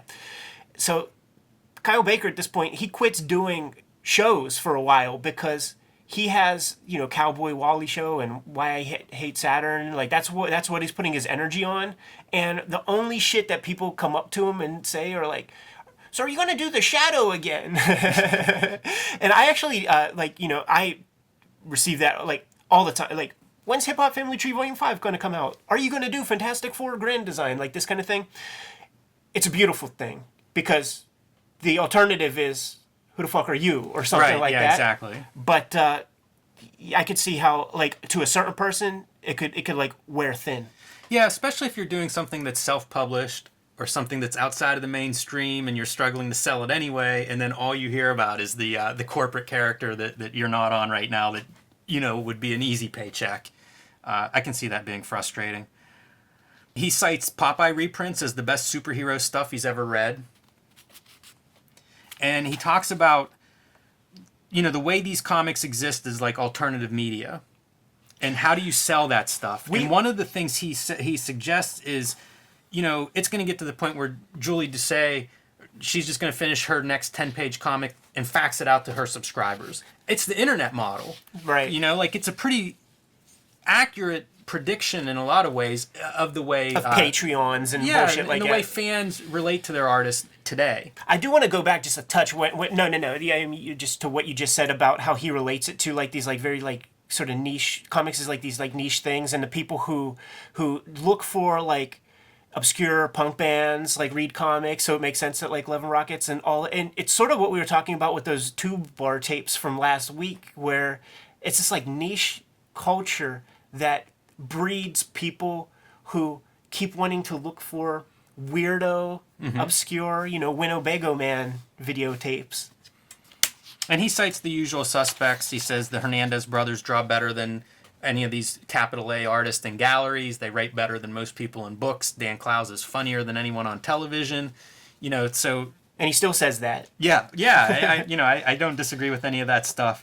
But it, showing like the early issue of 8 Ball or whatever, where they're at this point, it's just to kind of reinforce like these guys, they were recognized by kind of the people who loved comics.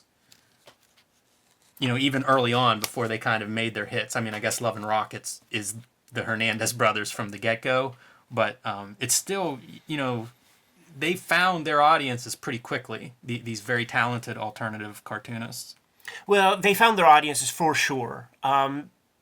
Quickly, let's ask them, because I'm sure it felt like a million years to have your book put right next to like ElfQuest or the porno section when your thing might show a hint of a nipple once because a person's taking a shower with no lurid value beyond trying to get clean.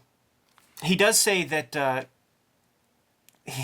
I just want to say because of the wrestling reference. Well, first off, he says whenever I go to Marvel Comics to drop off my art, like nobody's looking. Like whenever you have to like sign in, he's like, I put my name down as like Mil Mascaris. Like it doesn't matter.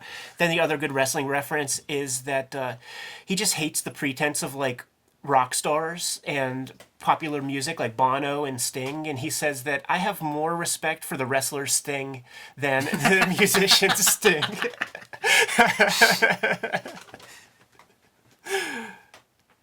Yeah. He went on to do pretty well as a cartoonist. I would say so.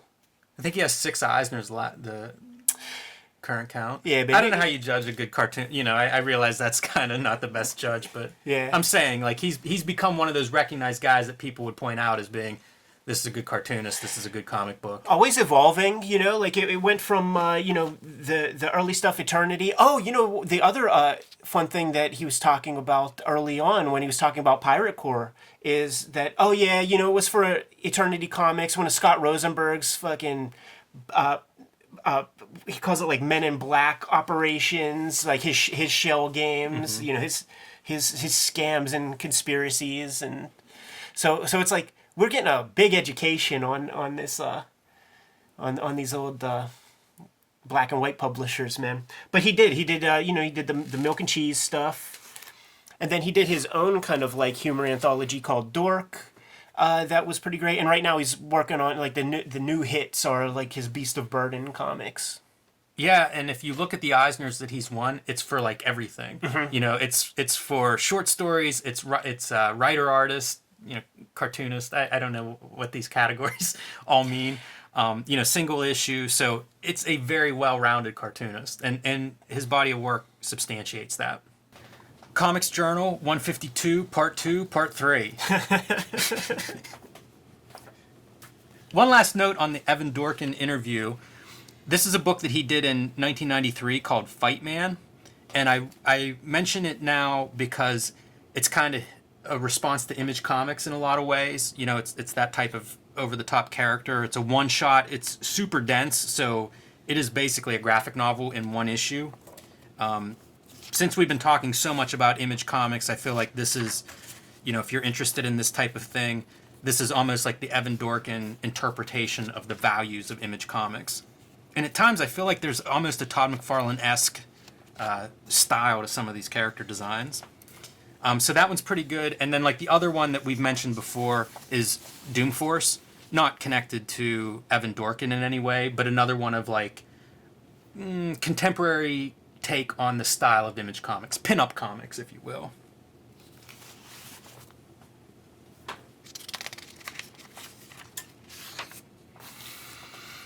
David Mazzucchelli interview. Comics used to be about telling stories. So David Mazzucchelli built a name for himself on Daredevil, teamed up with Frank Miller for the Born Again storyline in Daredevil, and then did Batman Year One, also with Frank Miller. He then leaves mainstream comics to, further develop as an artist, and self-publishes Rubber Blanket, 3 issues of which would ultimately be published. At the time of this interview, issue 2 is just about to come out. Yeah, so they start out, was Daredevil your first project in mainstream comics? It was his first monthly assignment, not his first work. I believe this is his first comic, Masters of Kung Fu number 121. Is he inked by Vinnie Coletta in that baby? He is. And it's funny because I was looking through this, prep for this interview, and it's like, man, it's too good for this to be somebody's first work. I would bet you that this had to be drawn insanely fast. Probably. Too, because I think Gene Day died right before. I think this young kid got on this project because I think the previous issue, Gene Day had his heart attack and was no longer with us. So they had to fill that slot really fast. You can see some of, what would be his skills from the outset. I was pointing something that would not be skills, but... Oh, okay. No. Just he had to dash this baby out real quick. Well, I was going to say, the figure work. I always think of him as being a really good figure artist, and there's lots of these, long shots of figures. Probably more full figures than you're going to see, in a way, this is all the same distant shot for all of these. So it is obviously a young artist's work, but pretty strong from the get-go. Working in these mainstream comics, he said that was the advantage of those kinds of comics because he really does like to draw the human figure. So it was just an exercise in playing around with that a lot because he had to kind of make... He's basically a pacifist. He says that he's basically anti-violent. He doesn't think that people should take the law into their own hands. So we were talking earlier about the moral obligations that people have for the previous creators, like a Jack Kirby. But Maz takes it even further, and he's thinking maybe I just don't want to perpetuate just violence to children. That's a really good point. I often criticize things like Star Wars and what's the Avengers? Infinity War. Yeah, Infinity. These things that are definitely aimed at kids, but are also huge, giant body counts, and I can see that. That's an interesting point of view for somebody that's drawing vigilante comics and fight scenes and all of that stuff that are aimed for kids, but feature a lot of violence. One of the things that I like a whole lot is pretty early on when he describes his job as artist for Marvel DC. Part of that job description by his lights is going into the Marvel offices and taking a look at the color guides and making adjustments to them before they go off to press. He says that that's vitally important to his storytelling approach. That is what it means to be an artist in that game. And listen, man, who was the last colorist you work with, man? Because last time I checked, it's all you doing the color on your comics, Jimmy, and same deal here. The last colorist I worked with was Laura Allred. Yeah? What was that? That Marvel shit? It was years ago. It was a iZombie fill-in issue, but I was kind of excited because I do like her coloring. To your point, one of the quotes I pulled is, I learned early on that the look of a book is determined by the last person who gets his hands on it. So that's him going to the Marvel office to make sure he's the last guy, and then going to do his own work in Rubber Blanket where he's the guy doing everything, even interacting with the printer. He describes Daredevil as his undergrad and Batman Year One as his grad work, basically preparing him for what he's going to do with his life, which is Rubber Blanket. Piggybacking off of what Alan Moore said about the mainstream stuff being his apprenticeship and earlier than that, McFarlane saying, yeah, use Marvel DC as a training ground. The farm system. Yeah, but if you stay there, you're a jobber. Yeah, that's exactly what I thought of whenever I read that. So he had big success working with Frank Miller, and, these books are perennially successful, man. Year One and Daredevil Born Again. So he was able to take time away from comics, and he could just pick his own spots and do what he wants to do. So what did he do after doing some of this big work? He went to school, took a lithography class to try to see how these lines react when printed, and he brought a lot of that energy to Rubber Blanket. Like, if you were to bust out that second volume and show those two color pages, I don't know that you arrive at that place without paying attention to how print reacts to the paper and which inks to put down first, yada yada. Like, this looks like the work of a printmaker. Yeah, for sure. And he's interested and influenced by Raw, which was also sort of printmakers, bringing that idea to comics production. And Spiegelman has like a famous saying that a comic is not done until it's printed, and part of what he means by that is that you have to see how your work looks in print rather than it having gravitas by being on the shelf. It's like, no, this is a medium for distributing ideas, and once it's in print, then that is what it is. The original art is like sawdust, in a matter of speaking. Yeah, I've heard a lot of artists talk about comic book art that way. It's production art. Yeah. It doesn't matter what the original looks like. It matters how it reproduces. And certainly now, like many artists at this point have foregone having that object for creating the work digitally and not having to clean up nibs and all of that sort of thing, man. And he did submit work to Raw magazine. They just didn't have a place for him at that moment. And then you see Raw magazine, and then you see Rubber Blanket, and how they're basically the same format in a lot of ways. So it was good to see in print here. He said that he was able to get an issue of Rubber Blanket into Tower Records. And in last episode, we were talking how Squeak the Mouse showed up in Tower Records. So pretty hardy comic book section in that old store. He, continuing the trend of creator ownership, creators, artists versus corporations, he talks about editorial changes that were put on Daredevil, especially the Born Again stuff, where there were faces that Jim Shooter required him to change, and he made some of those changes, and when he didn't, the Bullpen made some of those changes. So it's wild for me to think of that, because in my mind, that's a very well done comic. So the idea that, like, he's having this synergistic relationship with Frank Miller and creating work that's pushing his own style further and further, and yet it's editors that are going, no, change that part. That thing that you're trying out here, we're not going to do that. Because there aren't really stakes. If you go back to the issues before Frank Miller shows up, he can do whatever he wants. But then Frank Miller's there. Now it's a high profile. Now you have the editor-in-chief weighing in on how you're drawing a face in this panel or that panel. It's a strange industry.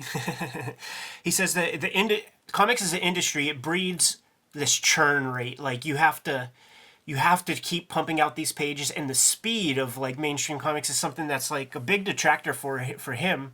And now he doesn't look the gift horse in the mouth. He has the time to put into the pages that he wants. So he will let the work kind of flow on its own rather than being bound by a schedule.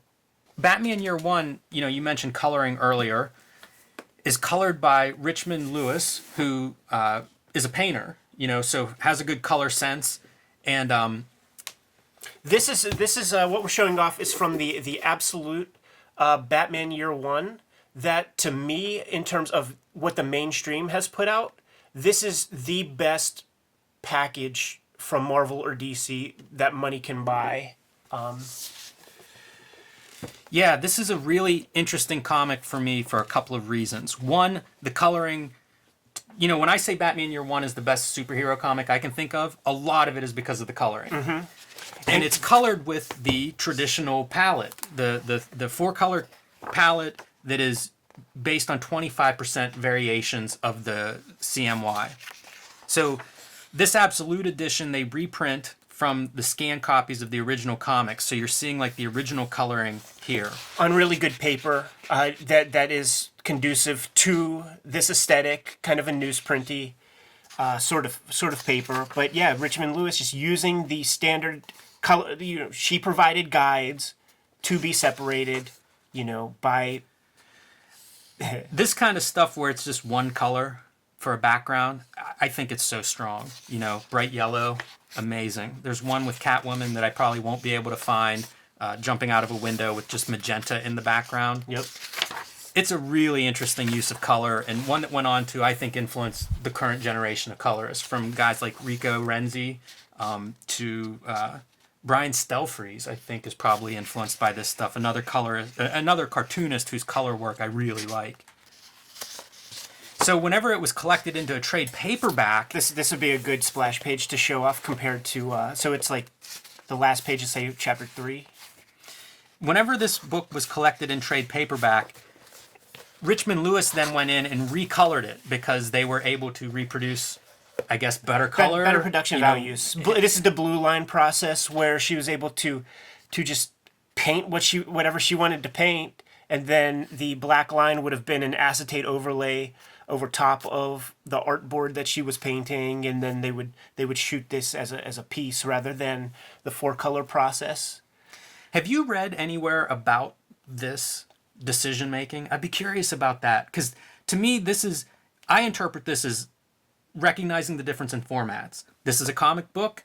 This is a book that's going on the shelf that's going to appeal to a different audience, that's going to be reprinted for the Hollywood version. Yeah, it's a different piece, though. It's something that's meant to be more permanent.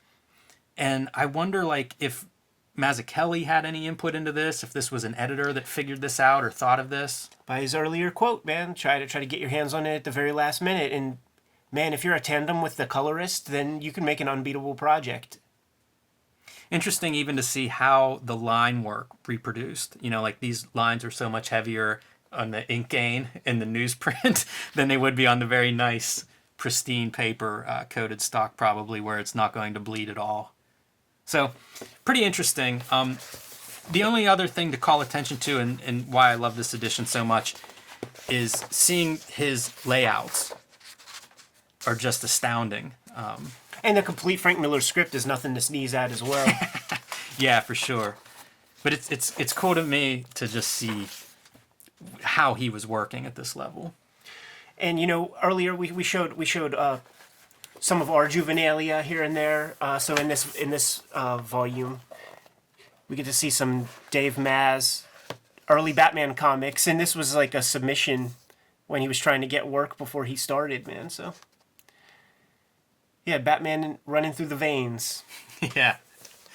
He did a really cool strip in one of the Batman Year One collections where it was the 20th year anniversary edition or something, and he does a kind of a quickie strip in the back of his take on that. Yeah, it's in here too. Okay, yeah, that's a good addition. Now that he's endeavoring in his self-publishing effort, he's now allowing himself to go to more comic conventions. That's something I was thinking about personally, where it's okay, so I'm doing this X-Men thing, and it's a more high-profile thing. Now, when you get invited to these shows, they might only invite guests, say, every 5 years. So would you use that opportunity, for an X-Men thing that you don't even own? Or would you, sort of put that off until you have your own work out there so that you could bang the drum for that? That put those thoughts into my mind. Yeah, that is a note I made. This is doing Rubber Blanket himself, makes him start thinking about the marketing. So I said every one of these interviews talks about marketing in one way or another. A lot of them are about how marketing affects the content. But in this case, it's more about how, you're self-publishing, you're the artist, but now you're also selling that work. You're kind of the agent for it, the publicist for it. And so that was something that was new for David Mazzucchelli whenever he starts taking more and more control of his art. Part of that control involves how do you sell this. Something that a lot of cartoonists didn't talk about very much when I was coming up. And maybe they weren't involved with it very much either, but as you move into self-publishing and now with social media, it is something we're all much more responsible for now. Yeah, I mean, we have a lot more control than the cartoonists of yore had in terms of putting our work out there. And trying to get it sold in music stores, in bookstores, in whatever outlet you think fits. So, relatively short interview. David Mazzucchelli, I think hugely influential because he was looking at a lot more than comics and he was thinking outside of comics, even though he had a foot in the mainstream. And I think that's his legacy probably at this point. I always loved these sections in wrestling magazines too, where you could take a look at like what appeared in the earlier issues of Pro Wrestling Illustrated or something like, and even on the Comics Journal, it's like, yeah, I would want to read that Frank Miller interview. Yeah, I would want to read this, man. Matt Groening talking to Life and Hell for 50 pages. I've tracked down several of these based, like the Charles Burns interview, Dan Clowes interviews. Yeah, there's a lot of those. I believe one of the Hernandez brother interviews was done by Neil Gaiman, but I don't know which issue. Does that ring a bell? It doesn't ring a bell, man. But maybe I'm wrong on that. Justin Green sketchbook.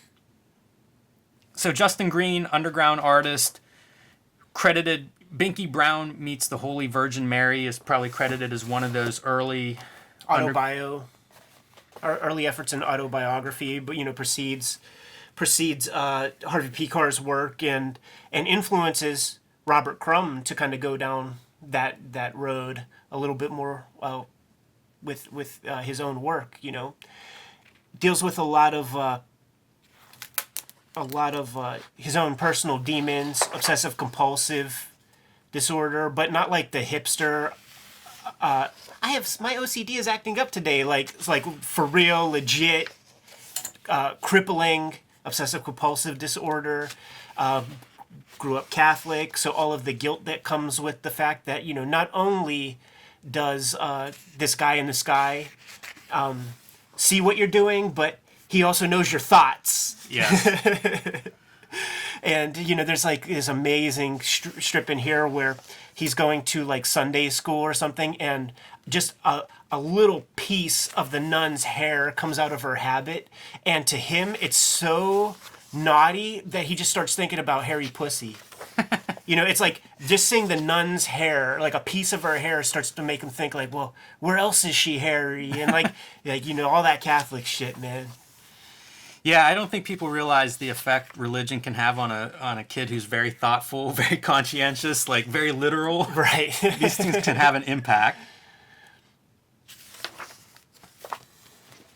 I first discovered Justin Green's work just to kind of tie this part 2 with part 1. We were talking earlier in part 1 of this issue about the Les Daniels Marvel book that sort of encompassed the every year of the company's culture up to 1991.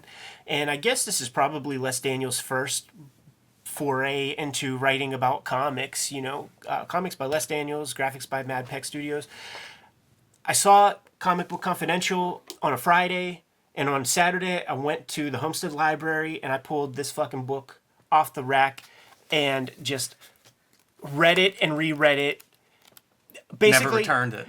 Well, I went back there looking for the one that you could just go through. I went back to the library looking for that exact copy because it has scar tissue that was the result of me because my eraser kind of melted onto the cover somehow. It had a chemical reaction with the. Think about the quality of reprints we now have. And what you had, whenever a book like this was published, where you would never find an old, first appearance of Superman or something. We were so limited in what we had to look at. I ate all this stuff up, man. And Les Daniels gives a good cross-section for the history of comics. Goes from, the early days, Dumb Animals, which includes fucking, Carl Barks and shit like that, man. EC, then EC goes into... the later Harvey Kurtzman works for Humbug, Mad Magazine, Trump, and Help Magazine, and then this is the Comics Code Authority. So if you're ever curious about like what your comic needed to have in order to get that little stamp on the cover, like they break it down here.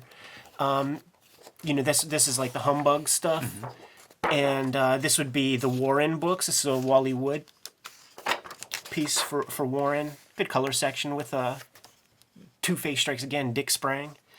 But there's also Underground Comics, and this is where I discovered Justin Green's work.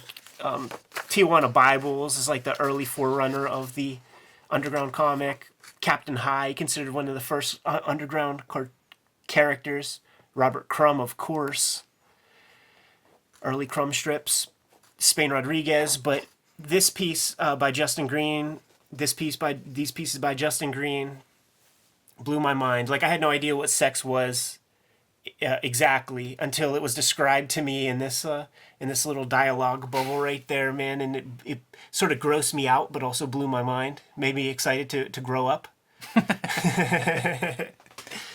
But anyhow, this is where I first discovered his works of Jay Lynch and people like that. In these issues of Comics Journal, like they would sort of close off on a high note with these sketchbooks, man. And Justin Green would go on to do strips in Raw magazine. Became a sign painter. Yeah, so one of the Justin Green comic collections that I've tracked down not too long ago is his sign game. And what these are strips that he would do for a sign painting trade journal. And so each one would just appear, like in this monthly magazine, and they would cover basically what your experience was as a sign painter. So it would be like collecting on overdue invoices, trying to drum up new business, where you might be able to reach out with your skills if your business is slow, selling sign painting services to different people. So pretty interesting to see a good cartoonist, but working in this kind of a outlet. Yeah, super niche, like very esoteric in terms of your standard comic book material.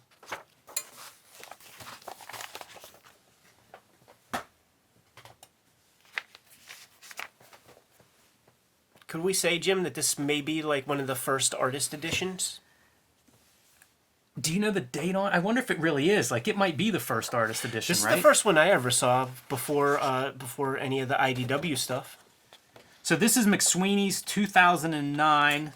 That's way before. What was the first IDW one? Wally Wood? Dave Stevens, Rocketeer. But that was right around. I think Wally Wood was probably the next one. Yeah. What I like about this as an artist edition is the what we know about Justin Green and his obsessive tendencies. Like we get to see it on display, warts and all. Like all of the whiteout, all of the toil that went into making all of these pages. Look at the pen, like the drawing. Man, that's incredible.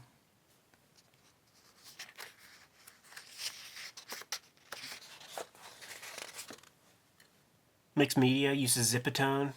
Stippling. It's all here. I wonder if this came out of the McSweeney's Chris Ware edited book. Because it's such an... the artist edition is such an unusual format. I mean, like, I didn't research the history of artist editions. Yeah, you're... There it is, man. I didn't research the history of artist editions, but by my lights, Art Spiegelman is the proponent for this thing. Art Spiegelman got hold of the artwork to make this thing possible. So I think Art Spiegelman created the artist edition.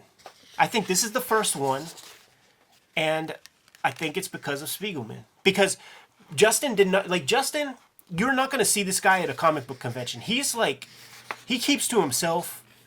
He's not about that shit, And it's almost like the other underground cartoonists like take care of him in a lot of ways, make sure he doesn't get jacked. And Spiegelman really gives a fuck about him, really cares for the dude. And I think Spiegelman presented this because Spiegelman writes the intro to the Last Gasp version of Binky Brown. I love this kind of stuff. Yeah. This is what we pull out of that Evan Dorkin, Bill and Ted. You know, the kid art, the art on because it's hard paper to and do. stuff. You have to like reverse it's like riding a bike over. Like it's hard to reverse engineer your built-in way of drawing. Yeah, super awesome. And these are still, I think you can still get hold of these for a reasonable price if you're. I think you could get Binky Brown for cover price by way of Last Gasp if you just go on their website or something like that. Like I got this thing for maybe even less than cover price, but they're out there. Ron Turner very graciously keeps it in print, so it's out there, and it should be on anybody's shelves who really gives a fuck about comics and not just like who would win in a fight between Galactus and Thanos or some fucking nonsense like that. All right. You won't find these gems at Diamond. So, Steve Geppi, president of Diamond Comics Distributors, has said comics are just another form of art and literature. You wouldn't know it, though. If you tried to order any of the books by the world-class cartoonists listed above from Diamond, not a single book by any of the cartoonists listed above are available through Diamond's much ballyhooed star system. Geppi... Very different than the Advanced Comics and previews ads in Wizard. Geppi in the 80s, like he would position himself as like a kind of a morality police of sorts in a lot of ways, man. Like the issue of Miracle Man that just simply depicted childbirth. He was like, I will not have this kind of trash. Like I will not have this pornography in I will not distribute this kind of pornography, blah blah blah. And it's like, yo, dude, it's childbirth, man. Like you distribute 3 Punisher comics a month, man. Dudes getting their heads blown off, and it's a very natural thing. And then of course he had to relinquish because he is a capitalist, man. So it's like, oh, and he even made a statement like, well, if the people, my job is to bring people what they want. So if they want filth, I will distribute filth, that kind of shit. It's fun to see the time period, what's in print. This is where I saw, Lout Rampage is the only Dan Clowes book at this stage. I think we're 9 volumes of collected Love and Rockets into that run. 7 of the complete Crumb volumes have come out up to this point. And the Prince Valiant started early with Fantagraphics, probably before they started publishing their own comics, because they would do stuff like Seeger's Popeye and I guess Prince Valiant as well. I really wanted those when I was a kid, man. They were just like so big, so expensive, but now they did even better versions of them lately, and I have them all. The Prince Valiants were the things I would find at the library when I looked for comics. That was some of the few comics that were on the shelves when I was a kid that you might find. That and Garfield. Next issue, tribute to Harvey Kurtzman. Sadly, we are going to return to Wizard. It is funny how, when I edited part 1 of this myself, and when we're here recording and we're having conversations, like I have some idea of like where I want to go, you have some ideas about where you want to go, and you said several things that made me really think, but like in order for me to answer you in that moment, I would have had to have just like thought about it for a second and consider the question or consider the statement that you laid out.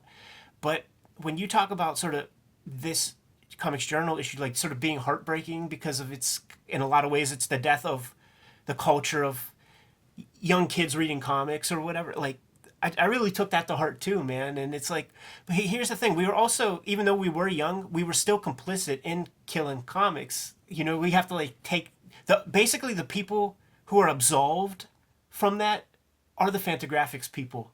You know what I'm saying? Like from this era, because everybody else is willing and dealing these speculative comics. Like at this point in time, one of the tenets of Fantagraphics like mandate was like our comics will remain in print. Like if 8-Ball-1 sells out, like we'll just print more. And who knows how many copies of Love and Rockets came out. I started getting Love and Rocket comics almost when the series went away, but I bought every issue for cover price or less in some cases, you know what I mean? So they made sure to be good on the word in that way. And yeah, it is going to be, I think the tone is going to change, at least a little bit. I don't think we're going to have a cynical approach, but we're at least going to, what we said in part one about the adults who were slapping us in the head, telling us to read good comics, just going through all of this, it does give me that different perspective for our Wizard episodes going forward. Yeah, I mean, I quit reading Wizard at some point, before you, so my attitude does change. I go from being very excited about Image at the start to pretty quickly outgrowing it. And that'll be coming up in the next year, probably. This is the beauty of you and I having a separation in age by about 5-6 years is really great for this period we're discussing, because that 5 years is more meaningful when it's a 15-year-old and a 10-year-old. And I was trying to think of where would the dividing line be in where you were and where I was and shit like that. And I was just watching that CNN series, the 90s. So I'm not saying you specifically, but the kids your age at that time, you would have been fine, watching that My So-Called Life on MTV with Claire Danes, and kids my age were like, where's Beavis and Butthead? Where's the Speed Racer? Fuck this soap opera bullshit. But the kids your age were eating up My So-Called Life and all that shit. Yeah, my one of my friends, that's her favorite show, in my age. Exactly. Yeah. I think 100% because even the girls were like, can't you just put an REM music video on here or something? Can't you put that Nirvana video back? I don't care about this crybaby shit. I was impressed by this tour. It's 38 stops in 3 months. It's pretty heavy duty. I don't know if any, now people do a book tour and it's 6 stops. This is full tour schedule, man. Get those guys a bus. It's pretty ambitious. Predecessor to the Hate Ball tour that'll probably come right after. Pretty cool, though.